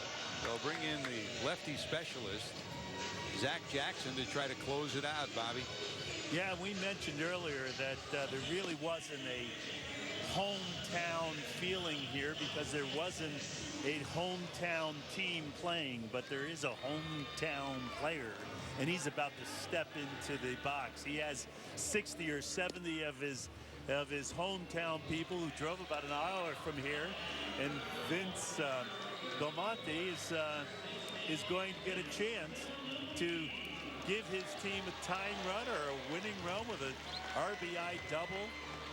Vince he hit 289 against left-handers this year. He's second best on the team for anybody who's hit left-handers. And he used this, Zach used to be a starter. He was over the top, and now he's dropping down to become a left-handed specialist. Well, you see Vince Bellomi, the local product who is delivered so often. He'll face Jackson has been through this before, an 8-year pro. He's played in the Toronto, Milwaukee, Cleveland, Texas, and Kansas City organizations. 18 saves at Northwest Arkansas this year, and he's going to try to save this one against the tough left-handed swinger. So Bellomi digs in, trying to keep the runner as close as they can. Figueroa, decent speed out at second. This is one of those conversion projects where you take a guy who's not real successful over the top, you bend them at the waist, you let them drop down a little and become a specialist. Let's see if it works.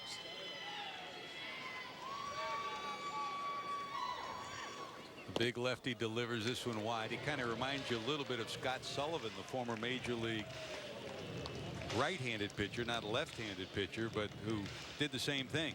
Was an overhanded pitcher and then changed his delivery and became very solid as a reliever in the National League. And interestingly enough, it's the same arm action. You just bend at the waist, you give yourself the tilt, and then throw the ball forward. 1 ball, 1 strike. Bellomi digs in. That's wide, and it's 2-1.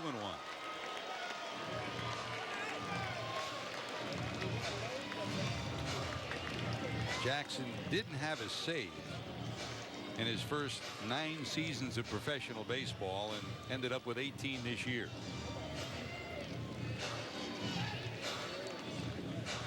Another one of those call-ups that has helped infuse some energy into this club in the closing weeks. Bellomi digs in. Figueroa off second. Big swing and a strike. 2-2.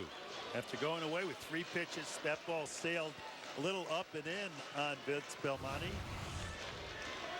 And he has a big swing at it. He just doesn't connect. Now he's going to have to try to hit this ball in the left center field because I doubt it's going to be inside. 2 balls, 2 strikes.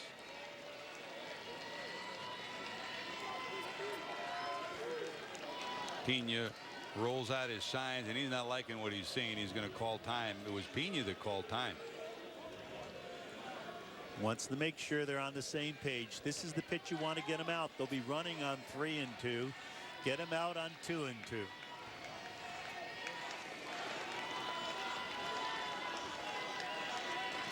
Bellomi digs in. Jackson to the stretch. Figueroa off second, representing the tying run.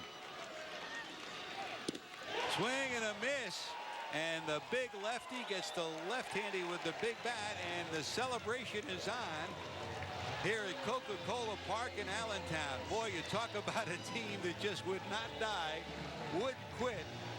Mike Dershowitz Omaha Storm Chasers are the 2013 Gildan AAA National Champions.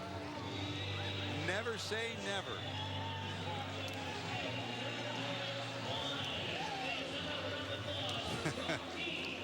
That's a special feeling, huh, Bobby? Got to be on there. You have to be hugging each other, and you have to be thinking that you're going home with a championship. A whole lot more to talk about. We'll put a capper on this. There's a post-game ceremony. We'll have our player of the game, our MVP, and a whole lot more. The Storm Chasers, improbable, but yes, believe it, they've beaten the Bulls for the championship of AAA baseball. Back with more after this.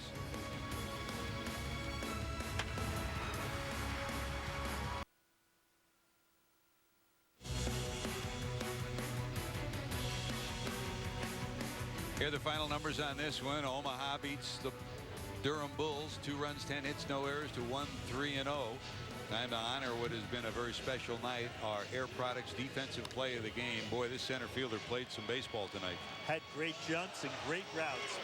I think he saved the game with a couple of his catches. Paulo Orlando with 2 outstanding catches, 1 in left center, that one in right center. Our defensive play of the game. And when you add it up and you take a look at the way this game unfolded, pitching and defense usually ends up providing a victory. Pitching, Chris Dwyer. Defense, same thing. Paulo Orlando was something else. Yeah, and both teams played great defensively, and there was a couple good swings of the bat, but the pitching was outstanding. And these two organizations are known for their pitching, and you saw it here tonight. There's also an offensive play that was pretty important too. A pinch hit home run. It came from Leslie Anderson, and that was the lone bit of offense they had on this night. Our Gildan offensive play of the game. Gildan, every thread counts and every swing counts for Anderson. That was the one bit of offense we saw on this night from Durham, huh, Bobby? That was about it. They hit about 4 balls hard. All of them were caught, except for the one that left the ballpark. More to talk about when we return. We'll put a wrap on this. We've got a post-game ceremony and a whole lot more to come your way. It is the Omaha Storm Chasers that have won the Gildan AAA National Championship game on this night. Back with more after this.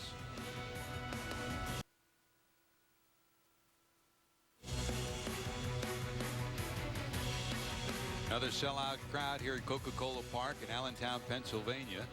And this Gildan AAA Baseball National Championship game title goes to the Omaha Storm Chasers, 2-1 over the Durham Bulls. Down on the field, the celebration has begun. Let's go to the president of the Pacific Coast League, Branch Rickey III. Branch.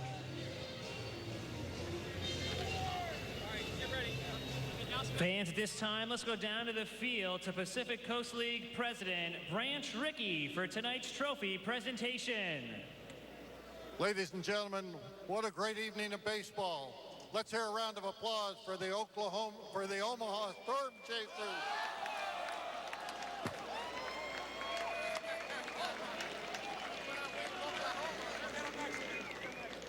Great thanks to the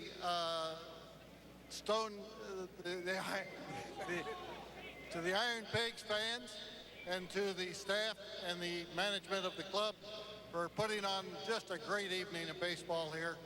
And it is my pleasure to express thanks on behalf of the Pacific Coast League and the International League to Gildan for being our principal sponsor of the Gildan AAA Baseball National Championship game. At this time, I would like to present the championship trophy.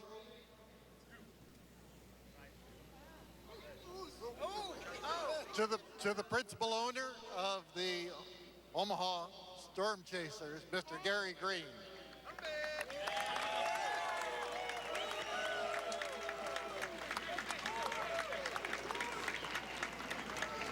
Thanks, Branch. First of all, this is for the best fans of minor league baseball in Omaha. I think you're all hanging out at Brewski's Pub in Omaha. This is for you. Woo! Besides having the best fans on the planet, we have the best president, GM, Marty Cordero, and the best manager in the universe. And this belongs to you, Mike Jershely.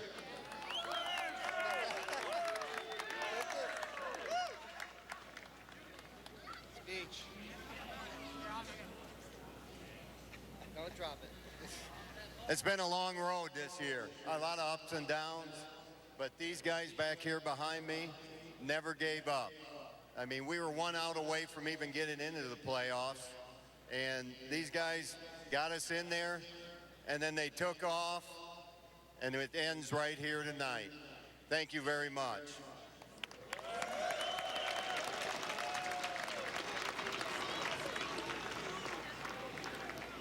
It's now my pleasure to introduce Lee Folger, the publisher of Baseball America, for the presentation of the MVP trophy.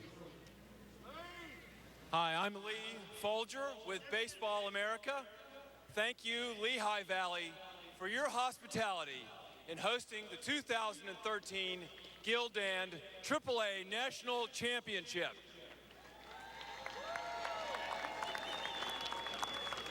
Baseball America is pleased to congratulate tonight's most valuable player, Chris Dwyer.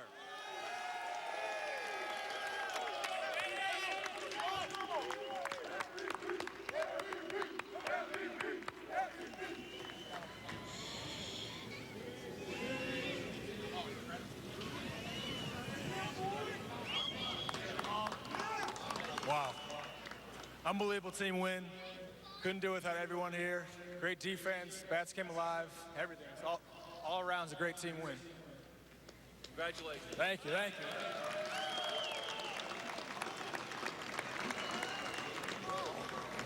Fans, put your hands together one more time for the Omaha Storm Chasers.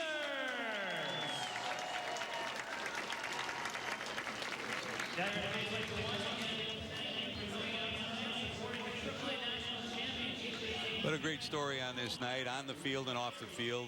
When you talk about baseball, and Bobby's been a part of baseball his whole life, and Bobby, you played, managed at the minor league level, played and managed at the major league level. What we saw here tonight, another sellout crowd here in Allentown, Pennsylvania, for the Lehigh Valley Iron Pigs, who just tremendously draw fans every night, and these fans appreciated the great baseball that they saw too. Oh, without a doubt, they should have, because these are two great organizations who, in spite of the fact that they're both in the playoff hunt, that they've plucked great minor league talent up to the major leagues for this last few weeks. They put a great product on the field here. It's a testimony to minor league baseball, to two great organizations, and to the Lehigh Valley. Let's go back down to Doug for a final word from our victorious manager. All right, thanks a lot, George. And yeah, Mike, obviously this feels great, the run you guys have had, but take me through what's going through your mind in that ninth inning there, when you guys have been in that position where you're looking for the other team to get that rally. Take me through what's going through your mind. Well, going through my mind, first of all, I wasn't real happy when we walked to put that tying run on second base, but I knew we had Zach Jackson warmed up in the bullpen to face the lefty, and he's done an outstanding job here in the playoffs. And, I was comfortable with him out there, but still, they can sneak one through the infield or a blooper, and it's a tie ball game. And the way the night was going, we might be playing until 7 tomorrow morning. But, that's a great Durham team over there. I thought our pitching staff did an outstanding job. Mike, thanks for joining us. Congratulations on a tremendous, tremendous season. Thank you very much. All right, guys, back to you. Thanks, Doug, and thanks for your great work today. And thanks also to Randy Mobley of the International League and Chris Sprague, who helped us so much, and of course Branch Rickey III, who you just heard from the Pacific Coast League, and all the help that they gave us, along with everyone here at Iron Pigs home, the Coca-Cola ballpark, because they welcomed everyone so warmly this whole week. Yeah, I'm really happy that I came here. I thank, the Dodgers for giving me an opportunity. We were in uniform 40 years ago. Thank you for allowing me to be in the booth with you. Dave Rosenfield for calling me and saying, hey, come on, doing. This was a real pleasure. Great baseball game. Thanks, George. See you again. Good to be with you, V. Thanks, everybody. It's been a fun night, and the old story of this one is the improbable champions. The Omaha Storm Chasers finished 70-74. They just about got into the postseason. By the time it's all over,